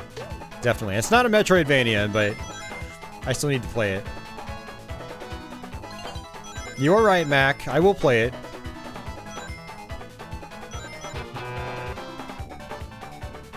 I thought I got all 6. Oh well. Monster Boy. I heard Monster Boy is really good.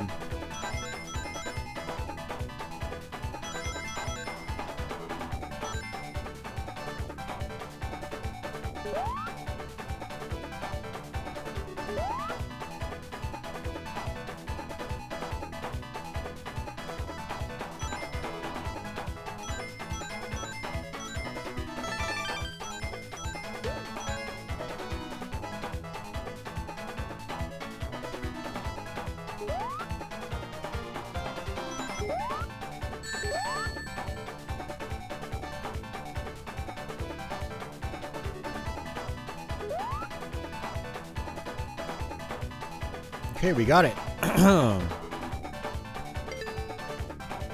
Yeah, I want to get Hollow Knight eventually.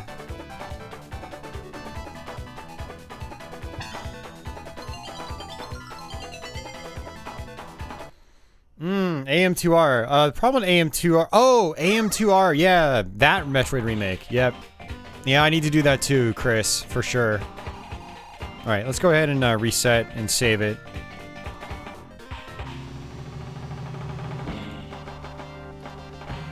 Again, this is to make sure that our data saves in case the game crashes, because for those of you guys that don't know, on Thursday night we tried playing this. We played it for 2 hours, and the game crashed, and we lost our save data, and we had to start over from the very beginning, and I was like, I am not doing that. I am definitely not doing that. So... No indie platformer has recently topped Cuphead for you. Yeah, Cuphead's another one I need to do. The backlog is real. Look at that, we're making good progress, though. It's treating me much better this time, Retro Simon. Much better, man, and welcome back. Yeah, it is a run and gun, absolutely.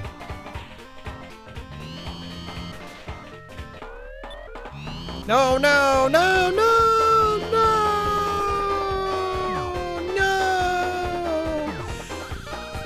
no!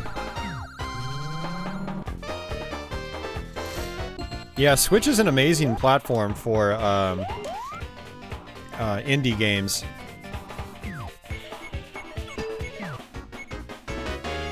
This guy's like a major ball and chain. In society, what's going on, man?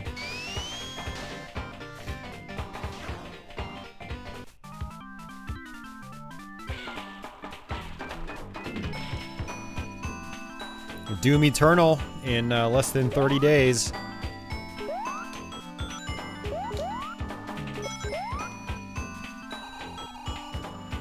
Holy jeez, he drags me too. Alright, let's come back here.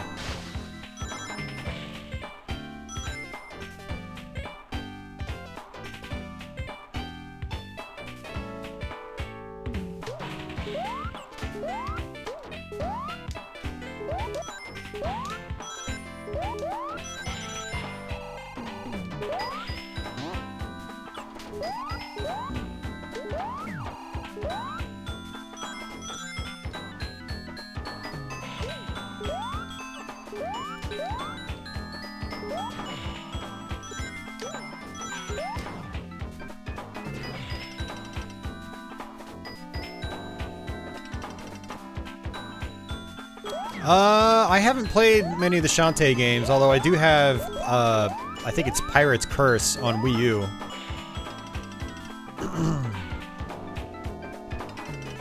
I didn't want to do that. Yeah, so that's another one I need to play.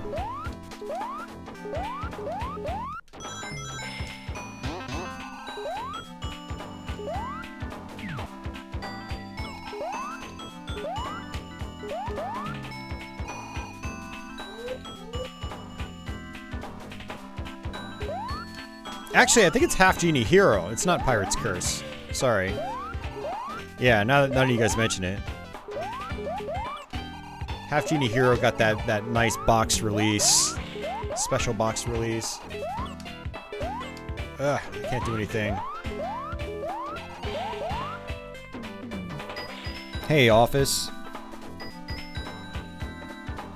Looks like everyone's waking up. We just got a bunch of people tuning in. Come on. I'm trying to grow big again.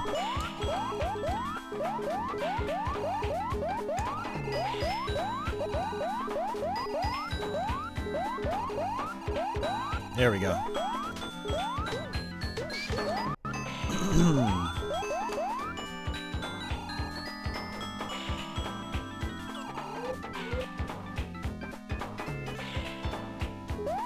Oh, you were here. Yeah, I remember you popping in just briefly, but I didn't see you type once I actually started streaming. But yes, we are getting our revenge after the disaster that was the Thursday stream. I mean, the Thursday stream turned out well once we switched topics, but the Knuckles Chaotix part was a disaster.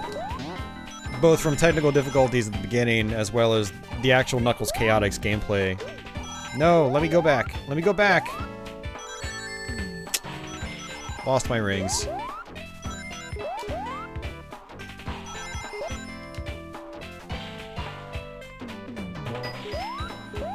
Yeah, and as you can see, your partners can get your power-ups too, which is really a bummer.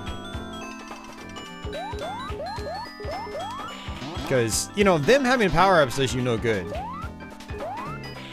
You know, if they get hit, you don't lose any rings.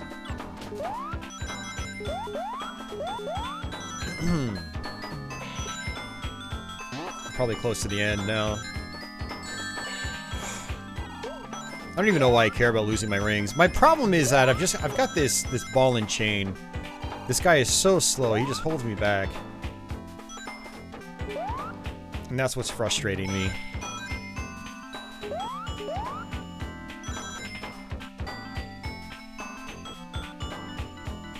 That's the end. Yep.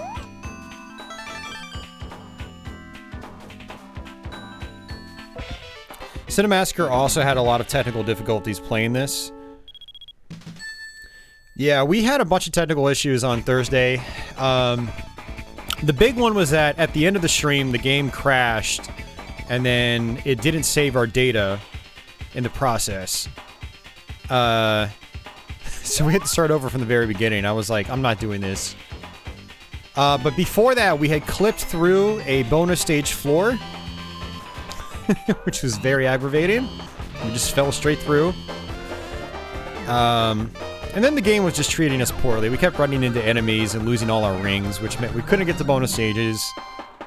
Yeah, very frustrating. Is this game liked among Sonic fans? I don't think so. Not like a lot of the other ones are.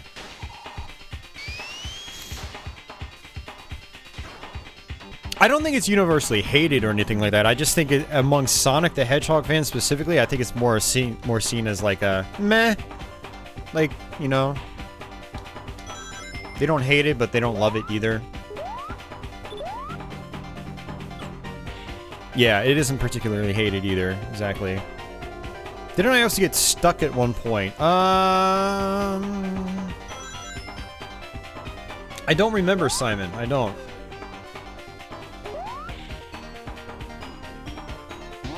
Yeah, I can't remember if it said stage 5. I believe it did. I want to say we're on stage 5 here, so we're going to actually fight a boss, which is cool. I do enjoy the boss fights in this game. They're not very complex, but they are enjoyable.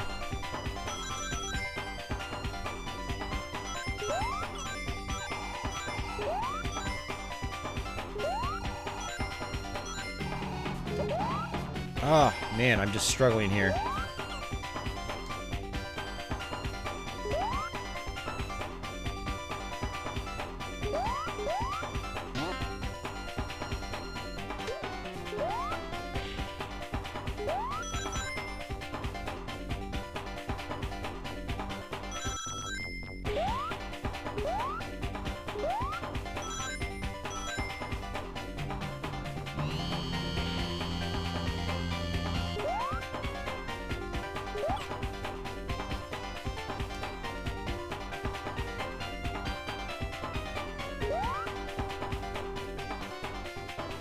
Huh, interesting.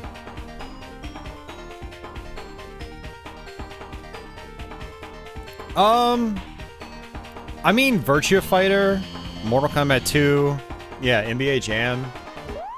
I wouldn't call it excellent, but WrestleMania, the arcade game, is a ton of fun.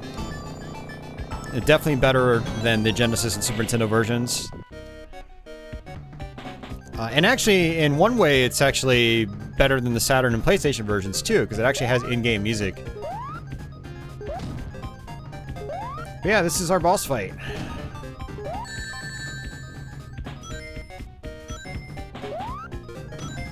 So I can just hold my opponent, or I keep saying opponent, but my partner. Or I can throw my partner, just like that. So instead of just jumping into the bosses like you do in the other Sonics, you know, there's a little more strategy involved, which is cool.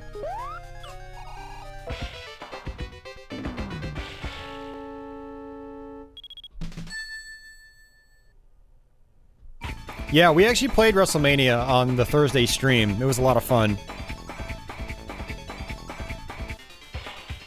I'm trying to think other arcade ports. I don't think there really are. I'm trying to think off the top of my head.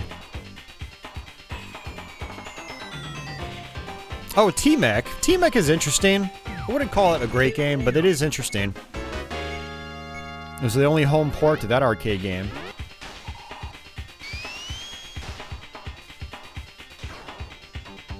Yep, Star Wars Arcade. Yep. Mm-hmm.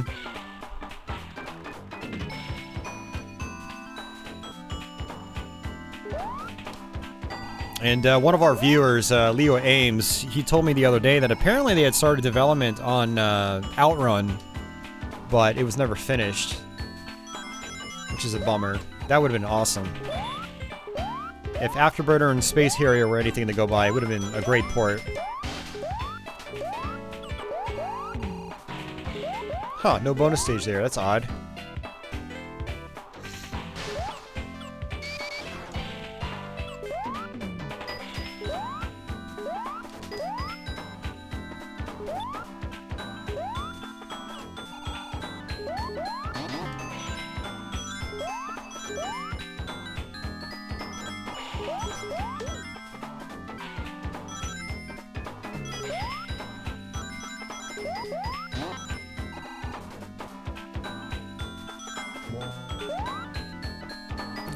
Shadow Squadron was its own thing, yeah. It was not an arcade game.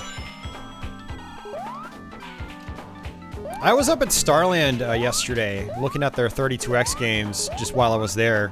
I was looking at the Shadow Squadron box, and I was like, man, you can barely tell what kind of game this is. No wonder not many people have really like played it or gotten into it. It's the kind of game you have to see in motion to really understand what it's all about. It's a really good game. I'd say it's actually one of the 32X's best games.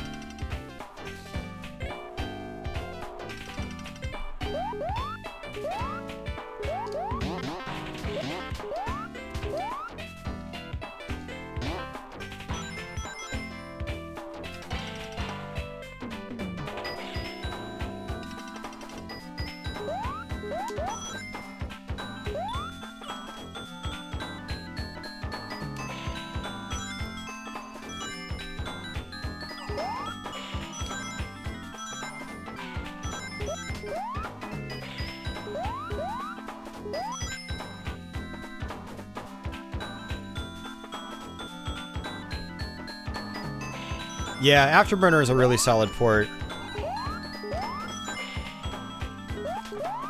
The only problem with Afterburner is that it's Afterburner.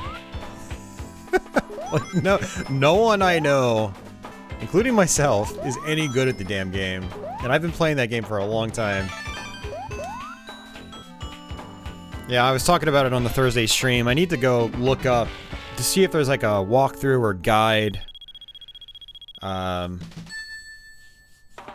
Any sort of like super play I can watch just to get some hints as to like what to do in the game to survive consistently.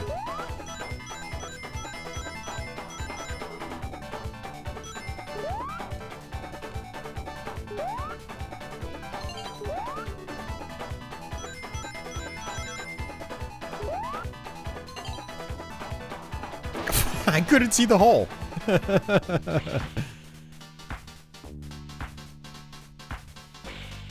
Yes, how to get good at Afterburner.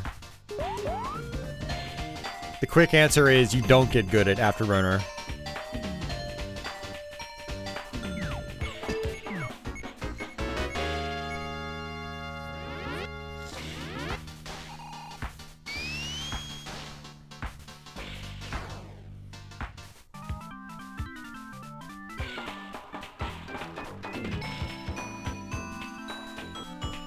What I want to see M2 do is... What I want to see them do the most is do a Outrunners port. That's the game I want to see the most. The game never had a proper arcade conversion, like perfect arcade port, back in the day.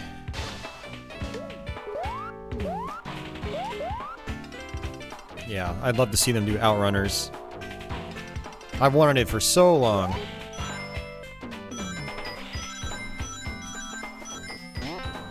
I mean, Turbo Outrun would be nice too, don't get me wrong, but I'd much rather have Outrunners.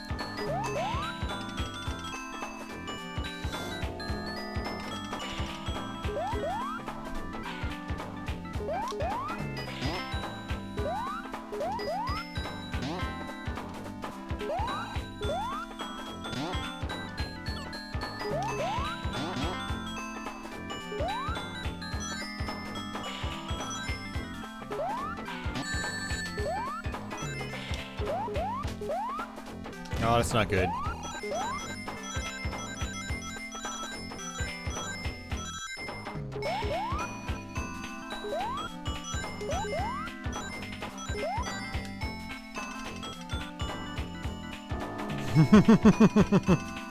Outrun 2006 is great, man. I've got it on Xbox.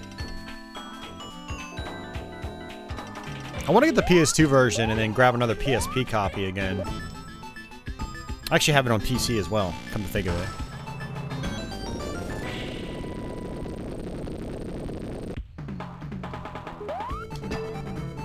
Oh, you failed my stage pretty hard? Yeah, Chris, I saw that you played it. Alright, let's land on the ground here. Oh, it's gonna force me down there. That's weird.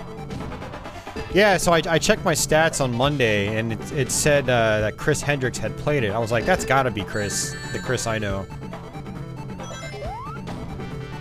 So thanks for playing it, man.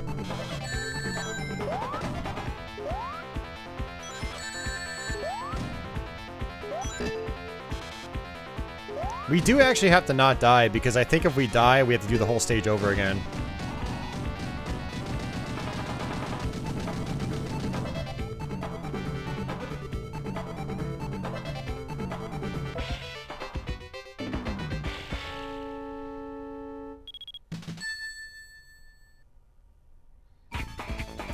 No, it's not easy, Chris.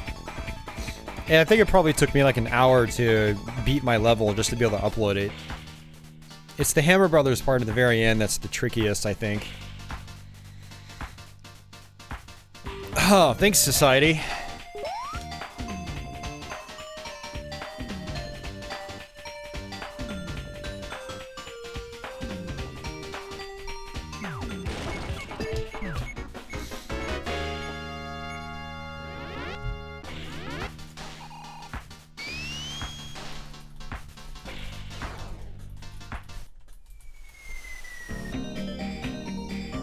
So for anybody curious, this is my Mario Maker level.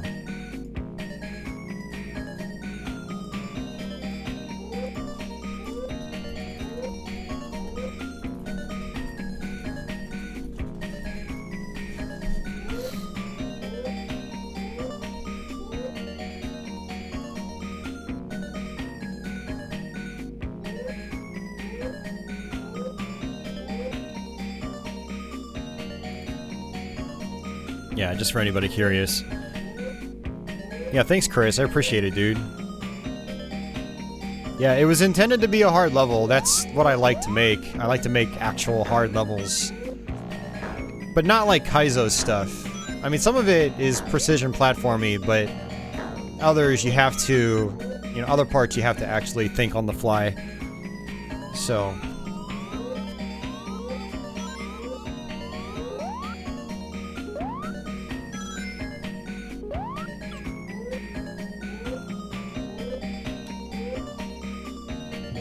And he got my shield. Alright, I have to make sure I get that clock.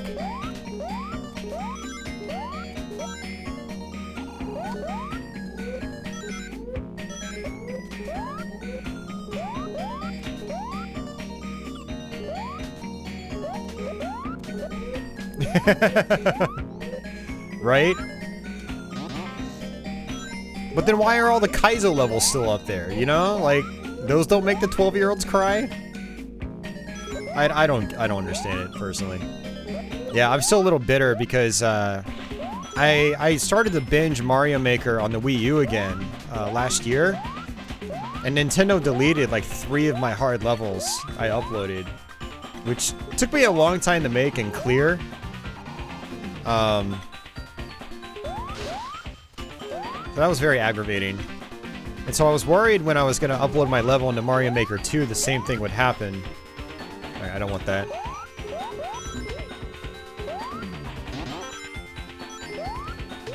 But my level's up, so it's still up there.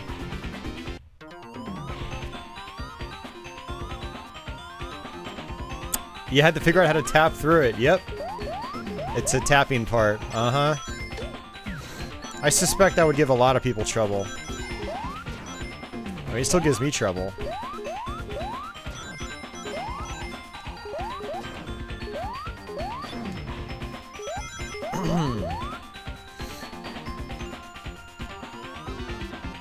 But yeah, that's the idea, Chris, is to try to get my levels into Super Expert. That's where I want them to be. But I also want them to be beatable. Like, if someone spends an hour in the level, they should be able to beat it. Whereas that Kaizo stuff, good luck. Alright, so I switch over to the Croc for a second, so you can see that he can air dash. It's a little awkward. He can't air dash off walls. So if he's on a wall and then he jumps, he can't air dash. Hey, Michael, Alright, so this is a mini-boss.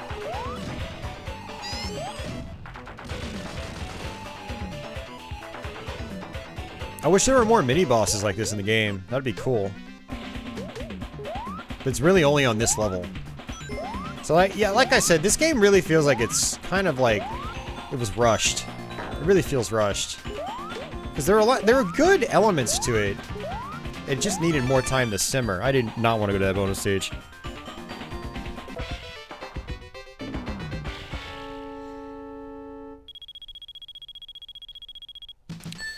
Yeah, well, fortunately, Stexor, the copyright claim thing, they're over that. You know, I think with new management, they realize that, oh, this is actually really helping our sales. You know, people promoting our games left and right, you know? Like, this is free advertising. Our games are selling well. Alright, I'm gonna go ahead and save it again. You know, had Nintendo not been so strict about that during the Wii U era, I think the Wii U might have actually sold better as well. I pretty much stopped covering Nintendo stuff completely because of that. They kept copyright claiming everything I would do. I was very disappointed because I love the Wii U. It's a great console. But, you know, Nintendo really shot themselves in the foot. You know, if you're not going to let me cover your stuff, then I'm not going to give you that free advertising. I'm not going to be preaching how awesome the Wii U is, and then potential buyers of the Wii U aren't going to buy it. You know, they're going to buy something else. Hey, Sketchcraft, welcome back, dude.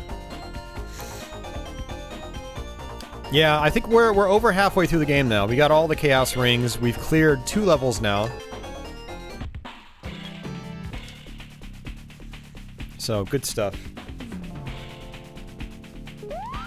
Yeah, the coins were a great help, too. Made timing it really fun. Yeah, Yeah, the coins kind of give you a hint on, like, where you can go.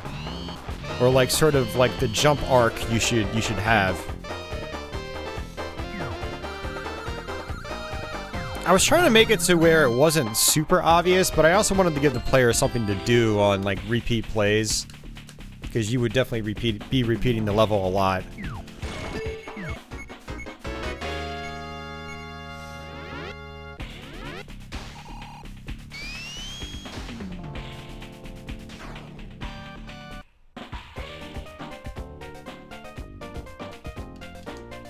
But yeah, Nintendo's past that now, thankfully. You know, Nintendo's done some really stupid stuff over the years, but You know, I still like them a lot as a company, and I really like, you know, the games they put out and the hardware they make.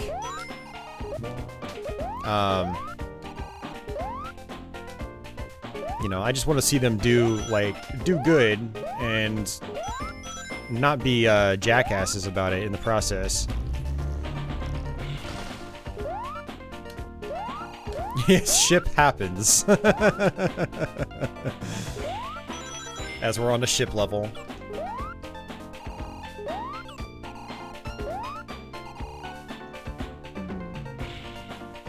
Yeah, is this our first boat level? We're gonna have to go through this a bunch of times. Can't remember if we've already done one boat level yet. I don't think we have. Alright, I don't want that.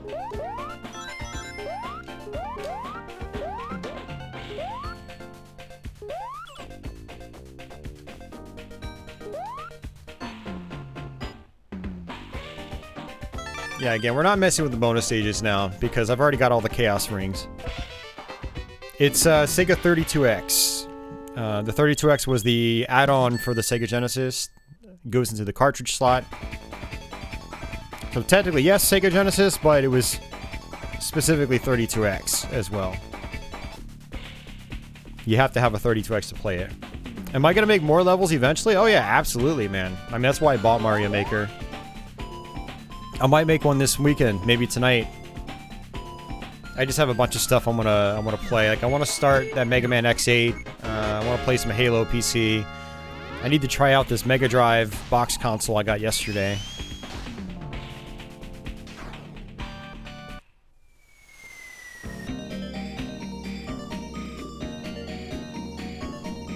Yeah, Stexor, me too, man. I mean, I was one of those that was affected by it big time. Like I said, I like covering Nintendo stuff. I mean, I grew up with the NES. That was like, you know, my parents had an Atari 2600 before that, but the NES was like my first, like, real console that was my own, and, you know, I sort of lived by it for such a long time. And then Super Nintendo, N64, GameCube, Wii. Now, you know, I have a long history with Nintendo products. Game Boy Color, DS, Game Boy Advance. Yeah, so it was really disappointing to basically get punished for covering their stuff. Yeah, I'm glad they finally came around. And a lot of companies in general have embraced, you know, Let's Players. I don't really get copyright claims from Konami anymore. I still have a couple claims from Capcom, which is annoying. Like my Mega Man 9 Let's Play. Which it's one reason I've been hesitant to do Mega Man 10.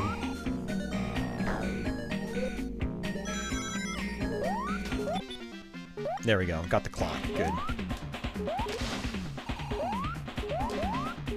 No! I don't want to do it.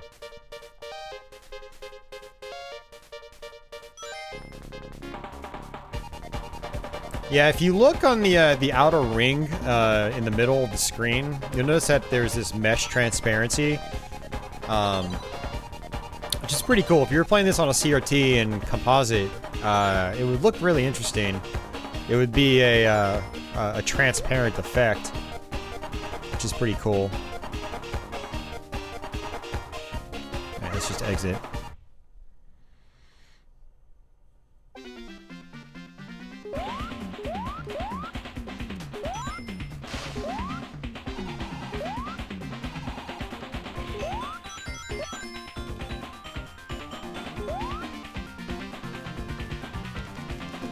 And I don't know if I'm going the right way. I don't think I am. I think I've already gone here.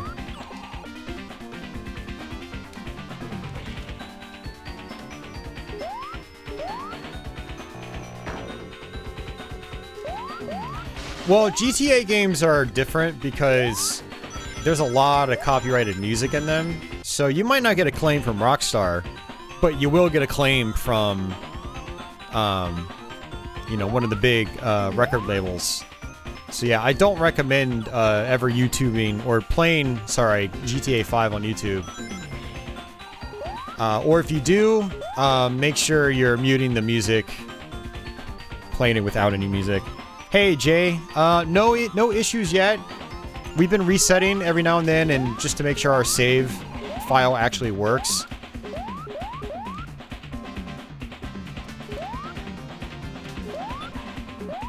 So far so good. We got all the Chaos Rings, so we're gonna get the best ending.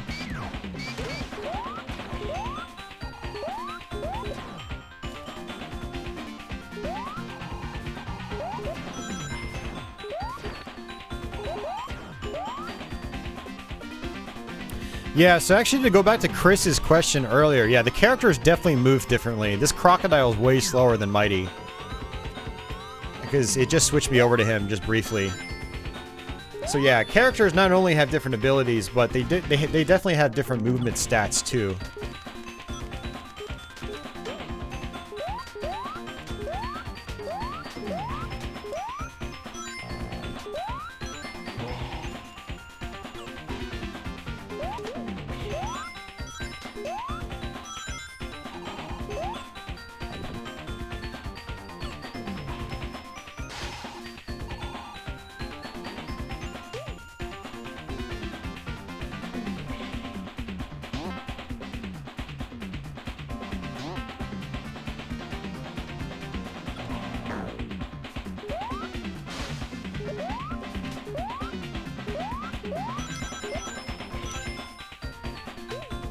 Come on, level. Please end. You're just dragging on. Society, when do I ever do emulation? Let me flip the question back on you.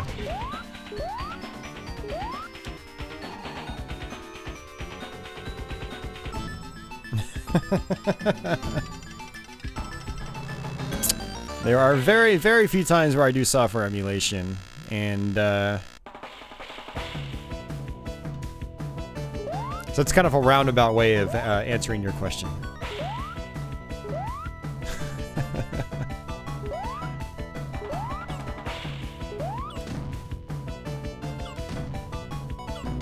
Yes, very good point. Oh, this could be really bad, actually. Okay, good. I just got a ring.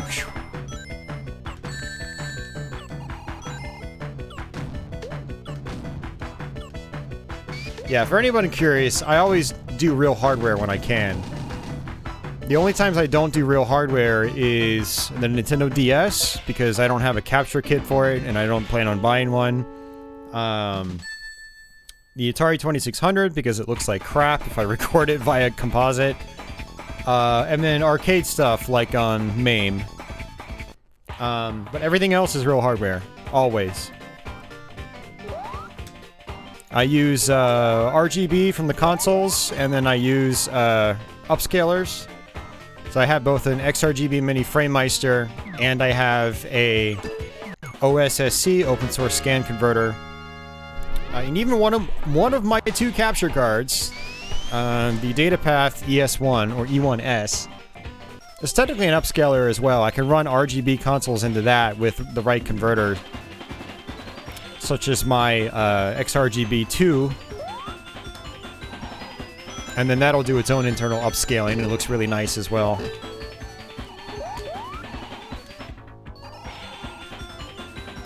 Some consoles I still have to do S-Video, like my 3DO. I'm actually trying to think. I think my 3DO might be the only console I have to do S-Video.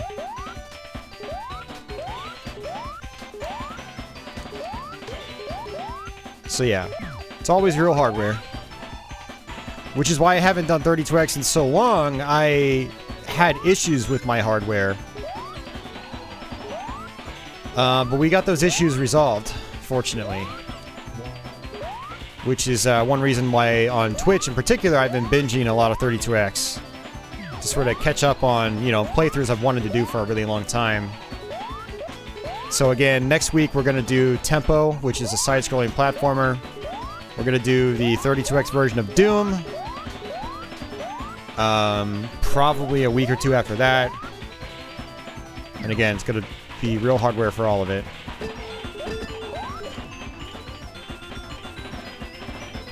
As always. Let me demonstrate this. I haven't actually demonstrated it yet. So this is actually one of the few points in the game where it actually integrates polygons. What'd you have for lunch, James?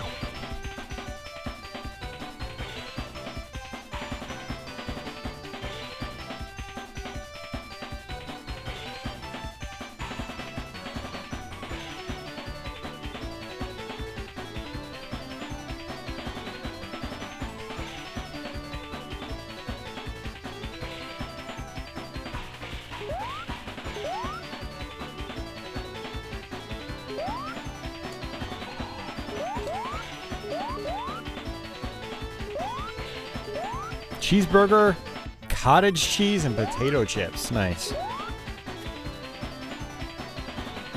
Yeah, no, it is not the best option for the wallet. Trust me on that, man.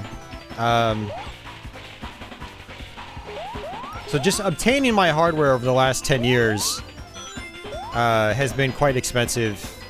Well, not quite expensive, I would say. In some cases it was expensive. In other cases it wasn't. Like, you know, the time I bought a lot of the consoles I currently have, I got them at decent prices. You know, like my current Sega CD I bought 10 years ago. Yeah, same with my Genesis, same with my 32X. But then there's other stuff like my Neo Geo CD, you know, that was probably $200. My Japanese PS2, same, probably $150.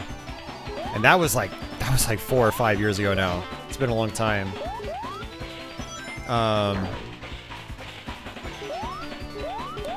Trying to think what else was there that might not have been the cheapest. Actually, a lot of my consoles I think actually weren't very expensive. My Jaguar was actually a couple hundred when I got it, but I also bought it new in box 5-6 years ago. Maybe longer. Those things are really expensive now. Like, it'll cost you a couple $100 for a used one in box, whereas mine was brand new in box. Yeah, my PC Engine Duo was probably like 150 to 200 boxed, but then I had to get it fixed. That was probably another 150. Then RGB mod, yada yada yada. My N64, not expensive, but the Ultra HDMI mod was. That was probably, I think that was over $200 for that one mod. And that was for the stream. As you can see, like, this stuff starts to add up really fast. I just got a Virtual Boy VGA mod. That's gonna be probably, man, I don't know. Probably at least 150 to send it out and have it modded and have it shipped back. And then I need a flash card for the system. That's gonna be another 100 to 150, I'm guessing.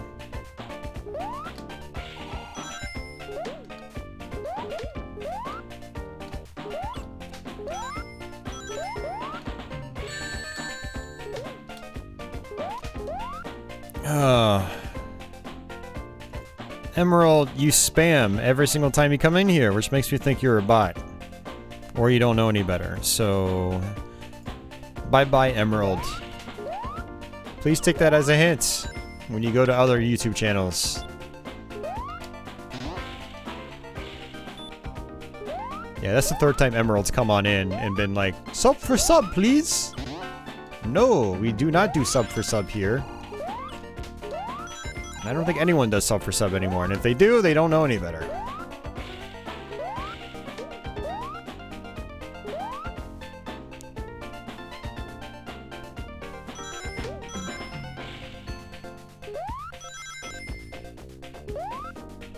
Oof, Little Samson. Oh man, that one's been expensive. Like, so expensive for so long.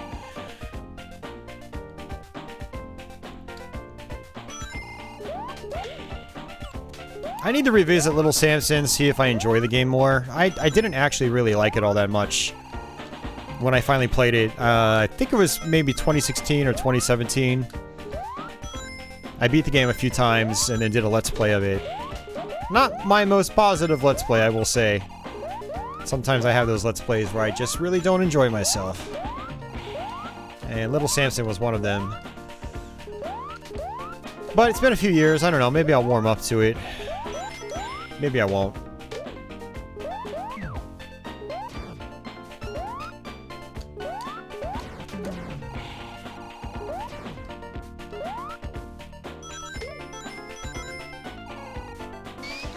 Yes, I will earn my subs and followers. That's how I've been with my YouTube channel. I haven't promoted it a lot over the years. I just kind of let it grow organically. So, and that's how I kind of, you know, expect to keep it. I don't go out there begging for views and stuff like that.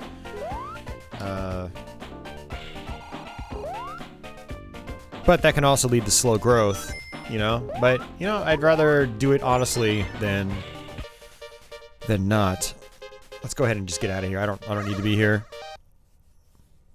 Surprise the Dinosaur Peak for the same 600 bucks, yeah. Dinosaur Peak is one of the rarest here in North America as well.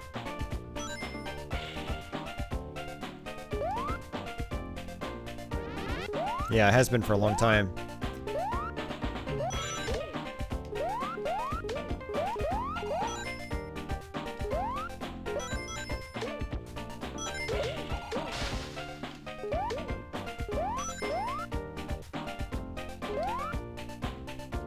Big spin dash! Look how big it is.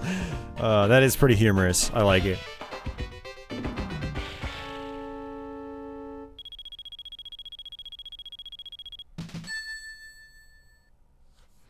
Oh, I mean, yeah, I mean, if it makes you feel better, society, I think I sold my copy of Earthbound for like $10 back in the day. Because I bought it for $10. You know? They were liquidating them. You can get the whole strategy guide combo for 10 bucks. Oh, James, if only that was true. It's wishful thinking. For some people, it comes true. For others, well, yeah, it doesn't.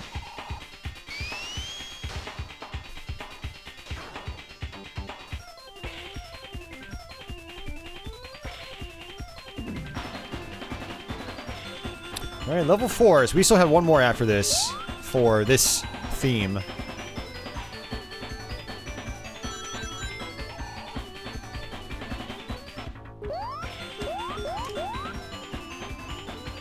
Way to mess up my momentum game. Add a set of spikes and then a pit over the spikes. Come on. Had some good flow going there.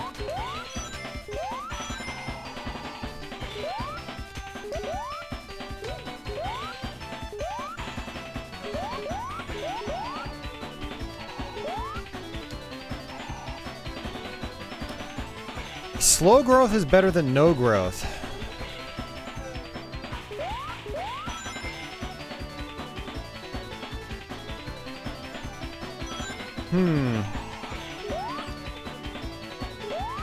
Yeah, it's hard. Oh man, Game Eagle. I don't know, man.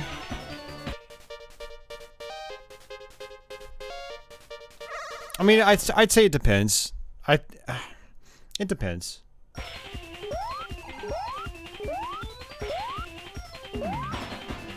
It's a nuanced and touchy subject. Whenever I think about it. Can I go up top? I can.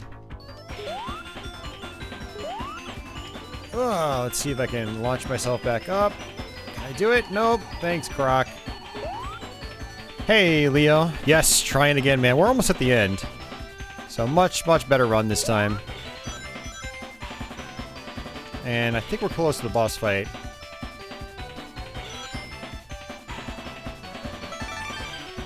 Well, I mean, the end of the level, not boss fight. I think the boss fight for the next level kind of ends in a similar fashion.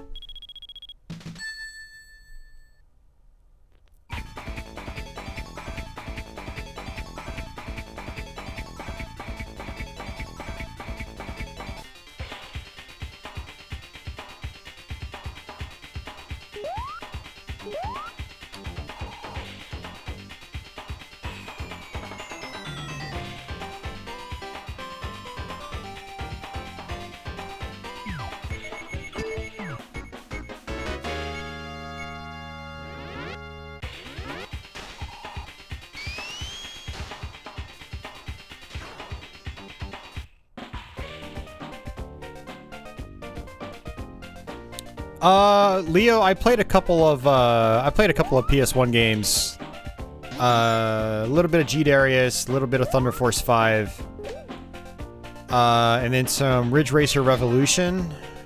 And then I passed out myself. I was really struggling to stay up. Yeah, so I ended up going to bed around 11. Which is... Ronnie had left about an hour before that.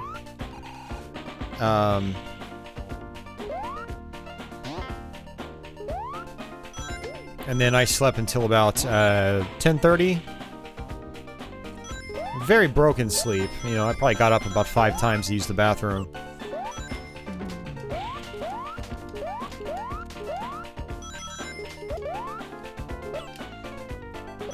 But, yeah.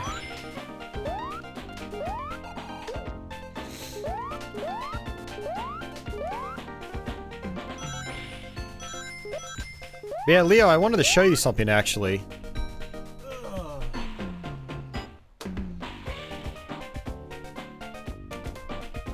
Leo's a huge racing game fan, so I picked this up at Starland yesterday. Oops, wrong template. Picked this up yesterday. So you know the Ultra Racer for N64? Well, they made one for PC. Only cost me $4. And, so we're gonna try that out sometime. I've got a bunch of racing games on PC. Yeah, I didn't know they made one of these for PC. Just plugs into your sound card's joystick port. Yeah, neither did I.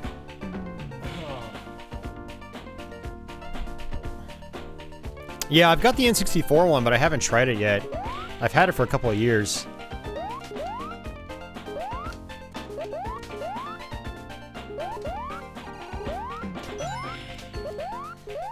Yeah, I've just got to figure out what racing games I have for PC. Like, I've got... Actually, you know, come to think of it, I thought I had a lot, but now that I think about it, I don't think I have a lot. I have Need for Speed 2, and a couple of futuristic racing games, like Scorcher. Now that I think about it, I don't think I actually have many PC racing games. I need to get more. Oh, I've got Sega Rally. I got Sega Rally, I got Daytona. Manx TT Superbike, which, isn't very good. Don't recommend it. Yeah, so I'll have to try it out with a bunch of those. See how it handles with maybe like, Sega Touring Car, which has got very twitchy controls.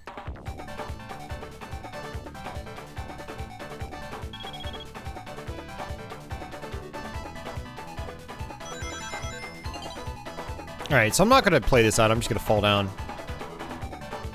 Again, if you get all 6 Chaos Rings, if you go to a bonus stage after that, it just goes into wireframe mode.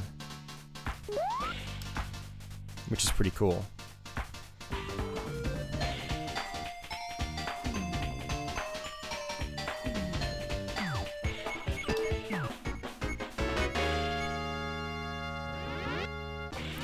Stexor, no, I'm 100% certain you would enjoy Sonic 2 or 3 more than this. For sure. And I think that goes for pretty much anybody. Honestly, anyone that anyone, and I hate to be a jackass, but anyone that says this is their favorite, well, okay. Anyone that says that this is the best Sonic game on the Genesis in 32X is probably, trying to be a little rebel. You know, a contrarian. There are a lot of issues with this game, but, you know, some people might actually find it to be their favorite because of some of the elements that are nice, like the music and the graphics. It's definitely a good game to chill back to. Like, it's relatively stress-free. And thanks to its save system, unlike, say, Sonic 2, you can, you know, you can play it in short bursts. You know, you can play a level here, play a level there, get a Chaos Ring here, get a Chaos Ring there. But, I mean, the other Sonics, even Sonic 1, are undoubtedly much better designed games and much more fun to get into. Like, I've actually, for the last half of this stream, I've been completely on autopilot. None of these levels have really stuck out. I'm just literally running to the left and then running to the right until I get to the exit. That's it.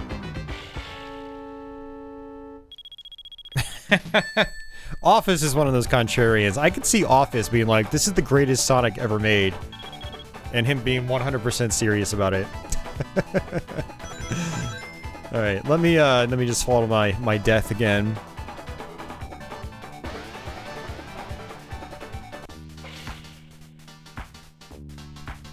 Yeah, see, I don't know about that though, Stexer. I really enjoy this soundtrack. Like, I think it's a really, really good soundtrack.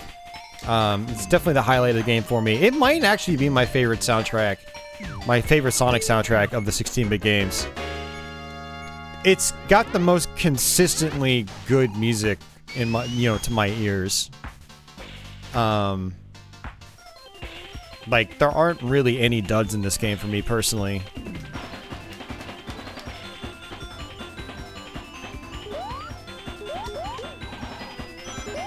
But yeah, Sonic 3 in particular has just an amazing soundtrack for sure.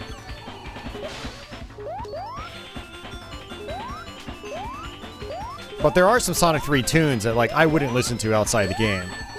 Whereas Knuckles Chaotix, I could probably listen to everything.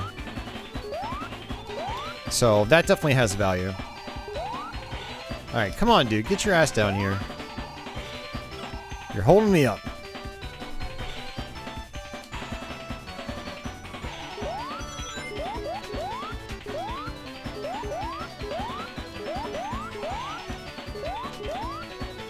Yeah, so again, at the end of the stream, and remind me if I forget, guys, but I want to try to show off Sonic Crackers afterwards to show you what the early version of this game was like. And this is pre-32X as well. Huh. I've never seen that bell before. I will say I am still discovering some things about this game as time goes on. Which, I guess that's a good thing.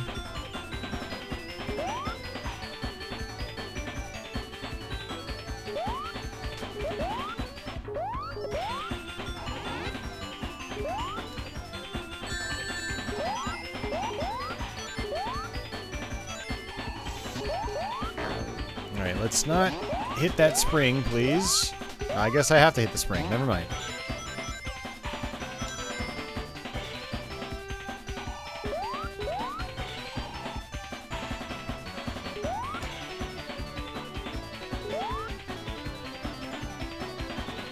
Alright, boss time? Maybe?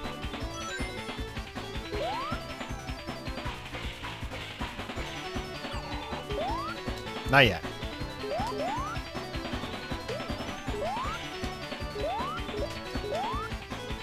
Alright, silver ring. James says, I'd be so lost trying to play this. Yep. Mm-hmm. I mean, I get lost playing him, dude. Just look at this. Everything just looks so samey.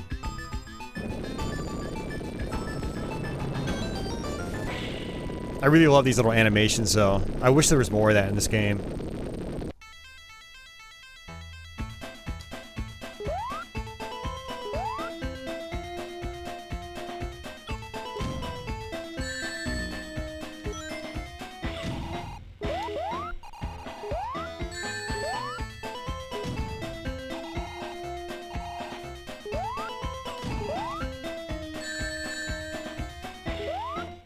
Uh-oh. Give me a ring. Okay. Just one ring. That's all. All I need. Yeah, and this is a really weird level, too, because, like, or weird boss fight, is, like, you're constantly, like, being tugged in one direction or the other. It doesn't make any sense, because, like, it's not like the floor is moving, which is weird. They should have had the floor animate on this boss fight to let you know that, like, to let you know why you're being sucked in one direction or another.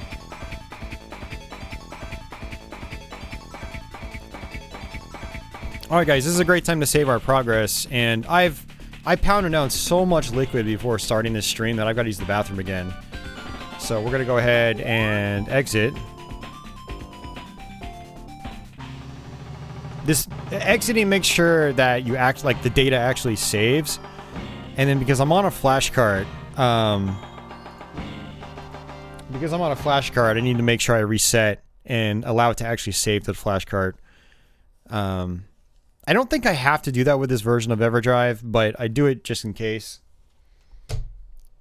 So, but yeah, I'm going to go use the restroom. I'll be back in 5 minutes. And I'll probably grab myself another drink too.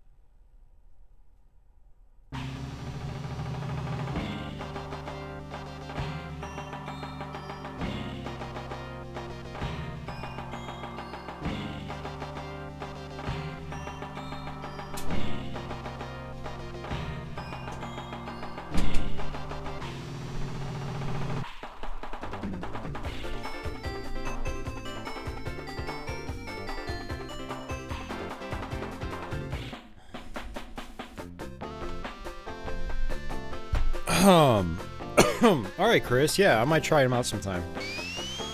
I'll add him to, I've got a text file with a couple of viewer levels. So yeah, I'll add them to that and I'll try them out sometime.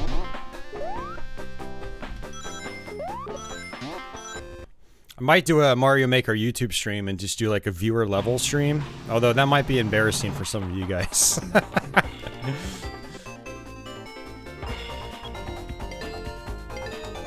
Well, we're on the last level for the main game. Yeah, but no, like, some people might not want their levels seen by the rest of the internet. But that would actually make a fun stream topic, because I know quite a few people that have Mario Maker 2. Let me check my Facebook post right now.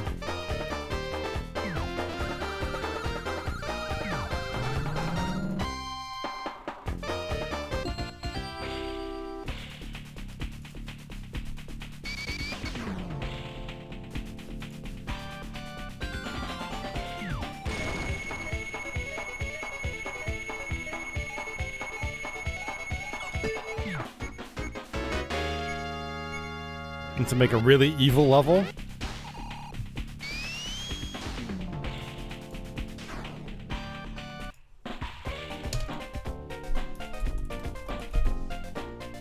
Alright, let me see. Yeah, so many choices.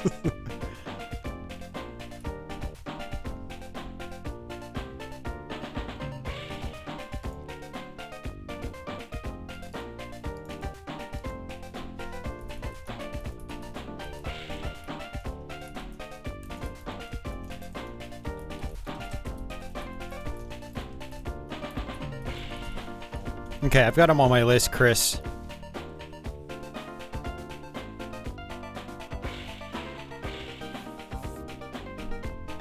I did stream one of your levels, yeah. Did I tell you I beat that Big Zacko level? The level that you and I tried from Big Zacko? I actually ended up going back after finishing my stage and beating it.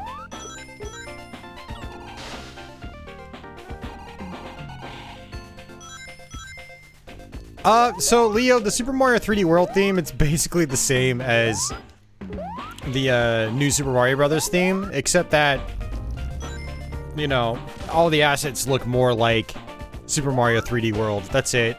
You get the cat suit, you can climb up walls. It's honestly not all that interesting. I understand why they did it. But yeah, I mean, there's only so much you can do with it. Like now, if they had made a 3D Mario Maker, it would have made a whole lot more sense.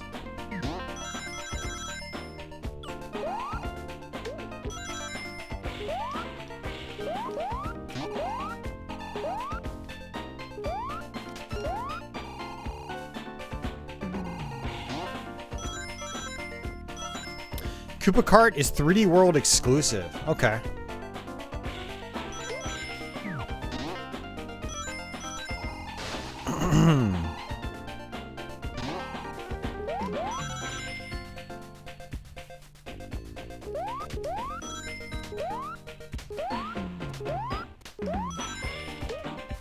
I feel like I might have to hit that switch, that boat switch.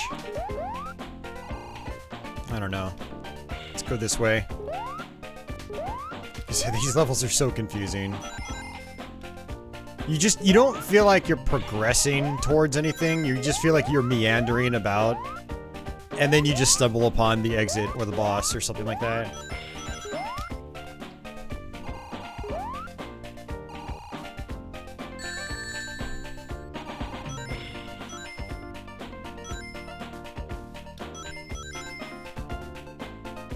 You can do Zelda stages now. Really? What? What do they have? Zelda textures?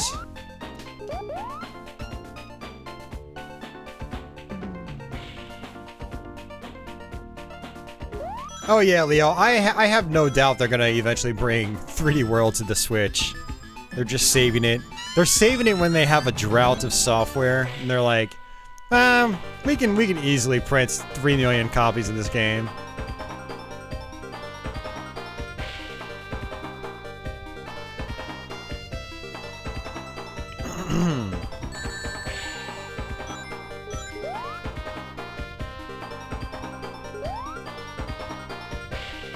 Gotta love the use of polygons overlaid on top of the 2D.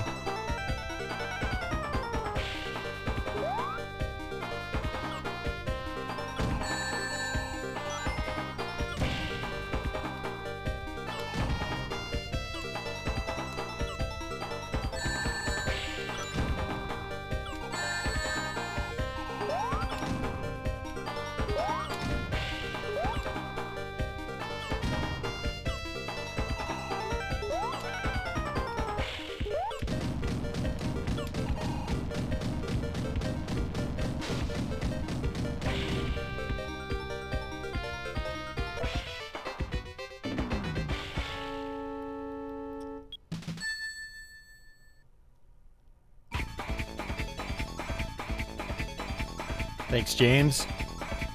Shield and down thrust, too. Interesting. That's cool, Chris. I didn't know about that. That's awesome. Alright, well, we're pretty much at the end of the game. So you can see that everything here is cleared. So the final boss is pretty solid. I do like the final boss. There's two phases. You have to fight Metal Sonic first. And this is a little gimmicky. You have to hit this bumper when it's highlighted on the X.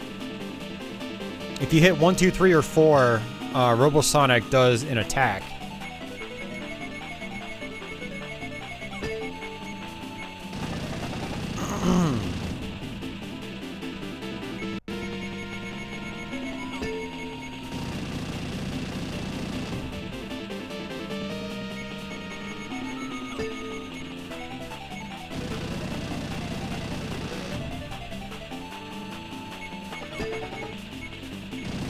There we go.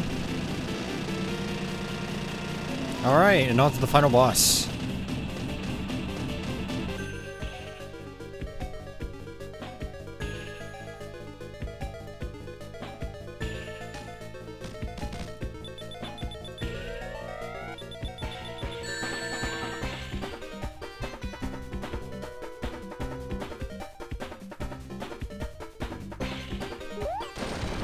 Alright, so we have to hit him in his chest.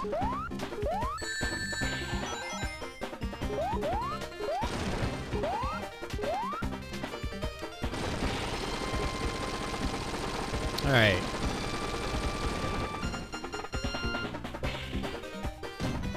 And right now I think we have to hit him in the hand. Kind of on the top of the hand. It's a little weird. Okay, that's not working.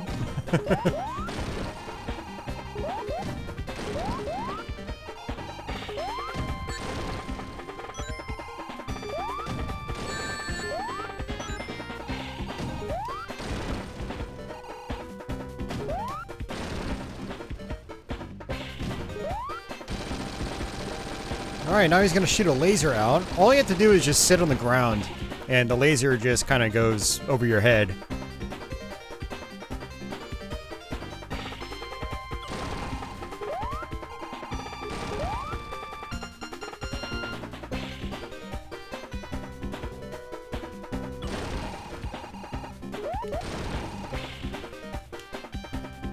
Yeah, it is pretty easy once you figure it out.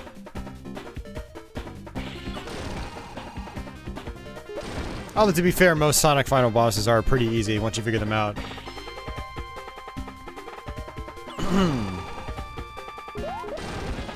There we go, and that's it. Yeah, I like that there's more use of the 32X's hardware there with the 3D foreground, wall and floor and whatnot. And there we go. This is the good ending. You see Sonic and Tails in the backdrop to the credits, and that's pretty much it. If you don't get all the Chaos Rings, you see the credits, but you see that Super Robo Sonic basically have a city just completely on fire with like a more depressing ending tune. So I think Sonic 2's final boss is actually really easy. It's just figuring it out was hard.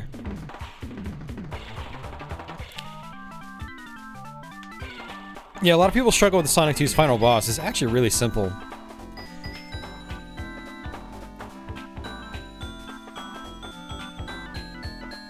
Oh.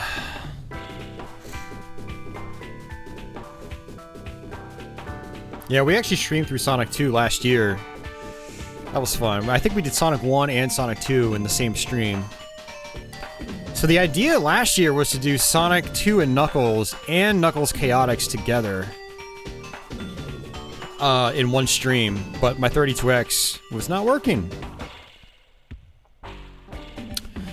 Yes, Leo. Yeah, I've got Sonic 1, 2, and 3 and Knuckles, Sonic 2 and Knuckles, and Sonic CD.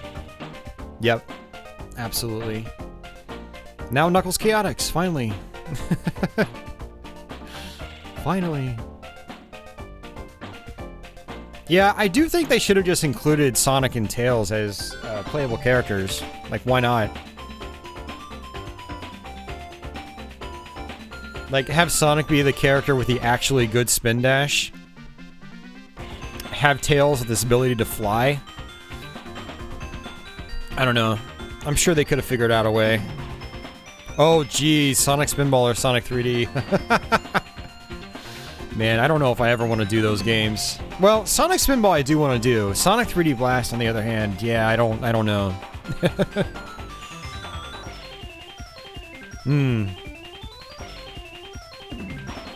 Now I can finish watching last night's stream. James. Yeah, I don't know, Leo.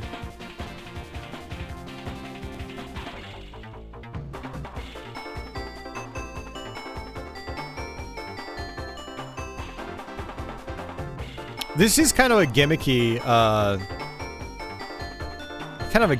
ending though, because the Chaotix characters right there, they're not doing anything unique that they're not already doing on the title screen.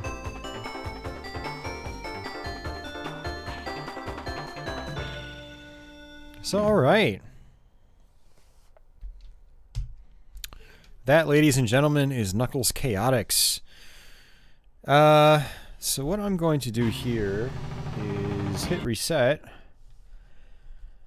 And I am going to go to our Genesis homebrews, or prototypes.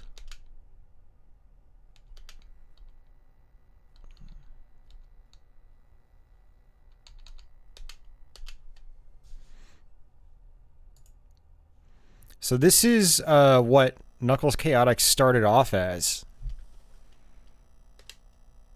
1994.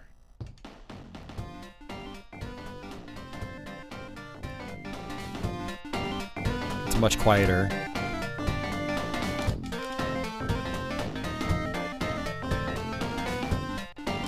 Look, it's Sonic and Tails. No sound effects. Am I gonna play something else? No, James. I'm just gonna show this off, then I'm gonna end the stream. I can't even roll, actually. I can spin dash, but I can't even roll.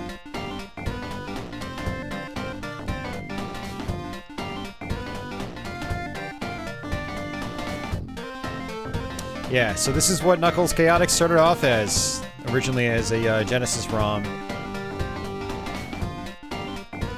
And you can still pick up your partner, apparently. But it doesn't actually look like... You know, let me try to pick him up. Yeah, you can't jump yet, either. Which is interesting.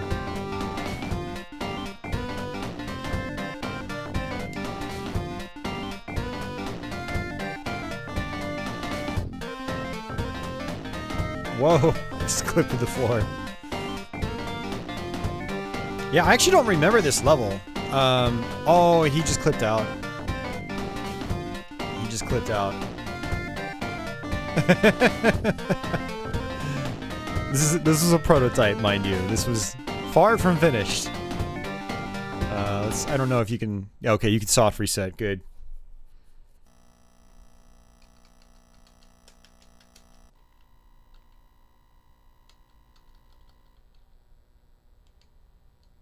Special stage, huh?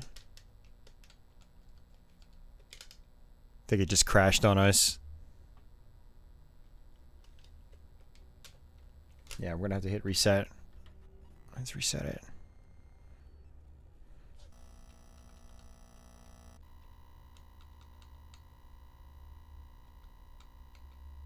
Let's try World 2.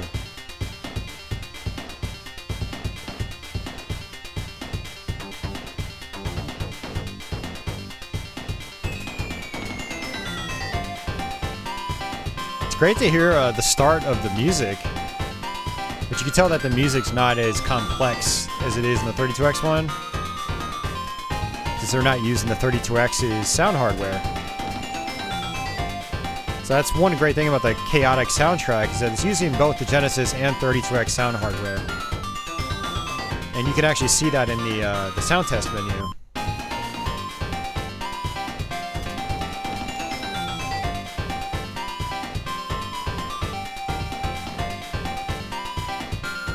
You can see that a lot of these stage layouts made it into the final game, though. You know, it's interesting.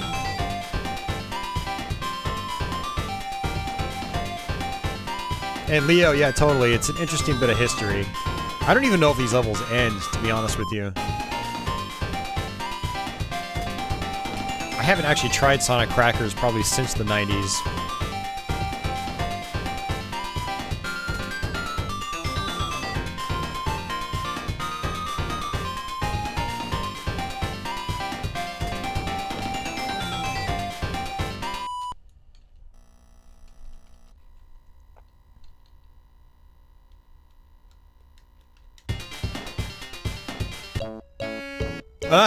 Uh-oh. It froze.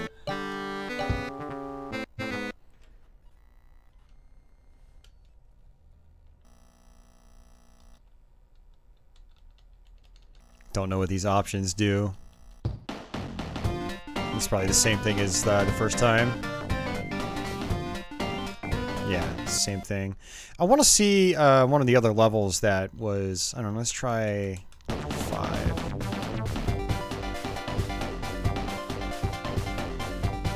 Okay, there we go. This is the one I remember.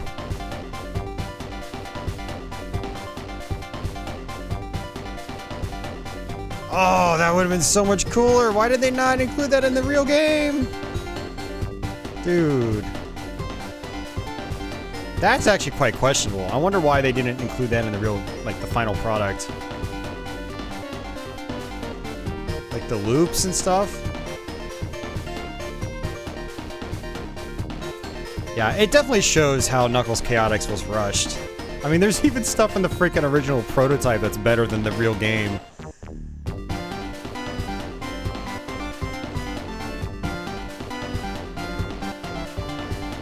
Yeah, like, look at that. That's pseudo 3D visual set.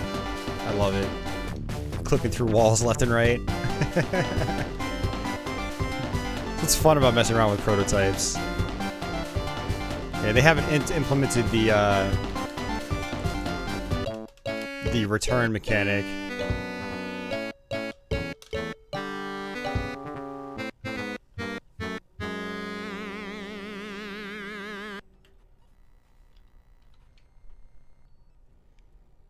I need to go through my prototypes and see what other interesting things are on it.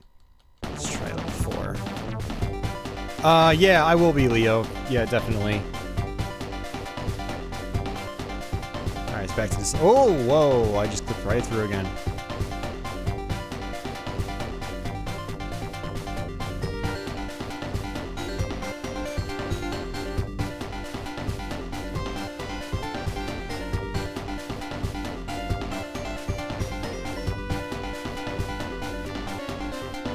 Yeah, there's no, like, collision detection on these floors at all.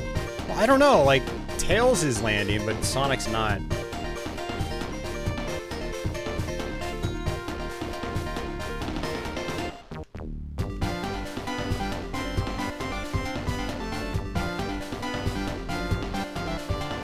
It's very interesting that they had a lot of the soundtrack in place already, like, well before the game, like, the 32X game was ready.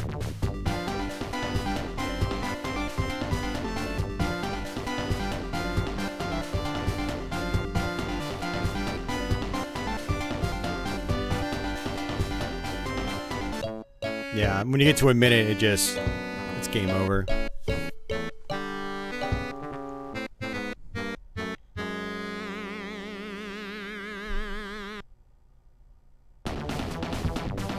Oh, that's right, there was gonna be an Overworld 2. I completely forgot about that. Check that out, guys.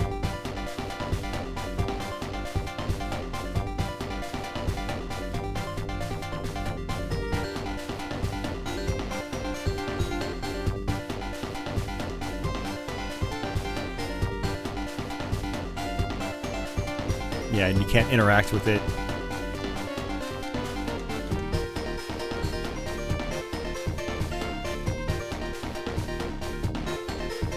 I thought Junker... Oh, yeah, it's right. Junker's High. That was, I thought, apparently started as a Mega CD game.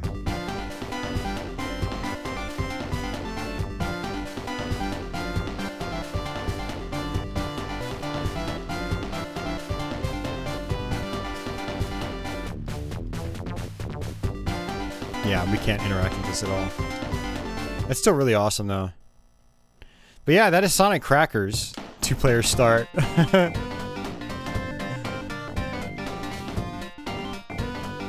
you can just move the characters around.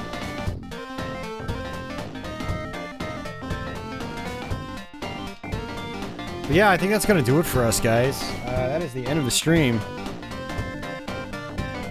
So, I'm gonna...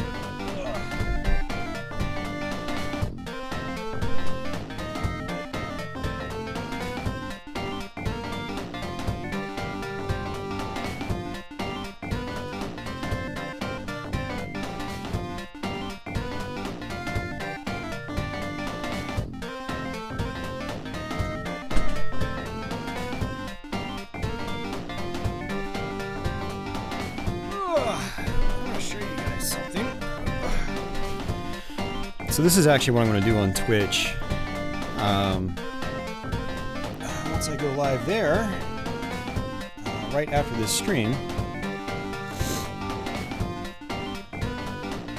is I bought this yesterday at Starland. A Japanese Mega Drive 1. So I'm gonna actually, the first thing I'm gonna do on Twitch is hook this up and try it out, make sure it works and everything. Looks like it's one of the good models too, because it's got the extension port on it. So it should have good quality sound. So yeah, that's the plan.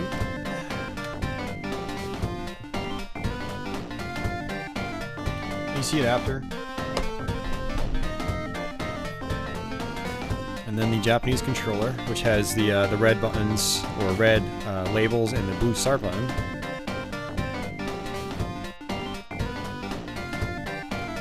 Computer video game control pad.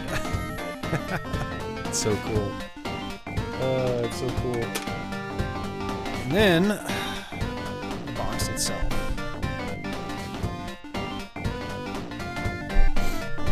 I do not have any Japanese Mega Drive games, but I have a flash cart, so I can just load up any game I want.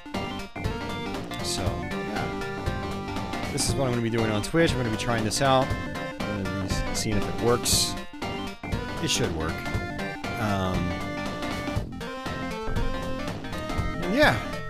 That's going to do it for us, though, guys. Thanks for hanging out. I'm glad we were able to actually tackle Knuckles Chaotix successfully this time. And, yeah, archive will probably be up tomorrow. Yeah. So, good times. Thanks, guys, for persevering through that as well. It was a little testy in the beginning. But it ended up good in the end. We ended up completing it. And, yeah, we got the best ending, which was the plan. It was the plan all along, so... probably won't be a while. Probably will be a while, I mean, before we do any more Sonic games. I'm trying to think. Yeah, I can't think of any other Sonic games I really want to cover at the moment. At least as far as live streams go, so... But, yeah. Knuckles Chaotix is a fun game. It is fun. I've got to take it in small bursts, though, and if any of you guys ever end up checking out the game, I do recommend doing the same. checking it out in small bursts. And, was it expensive? A little bit, yeah. A little bit. So not super expensive, but I thought it was reasonable. I'll talk about it more on Twitch later. So, but yeah, guys. So that's gonna do it. Thanks again, everyone that has done, supported through a Patreon as well as done super chats and whatnot. Shout out to Vince, who actually did, joined up as a channel member here. He's already a Patreon backer, but he joined up as a channel member as well. And shout out to Chris Hendricks as well, who did a donation through super chat. And thanks a lot, Chris. I appreciate it. And I'll be back on Thursday with another live stream. It's probably going to be Tempo for the 32X, so watch out for that. It should be a good time. Tempo is a pretty cool game. And then my next Let's Play will be posted next Sunday, so stay tuned for that. And this archive for Knuckles Chaotix will go live tomorrow, so Sunday. So, but alrighty, guys, that's going to do it for me. You guys have yourselves a great rest of your day or night, wherever you are. And until the next one, take it easy.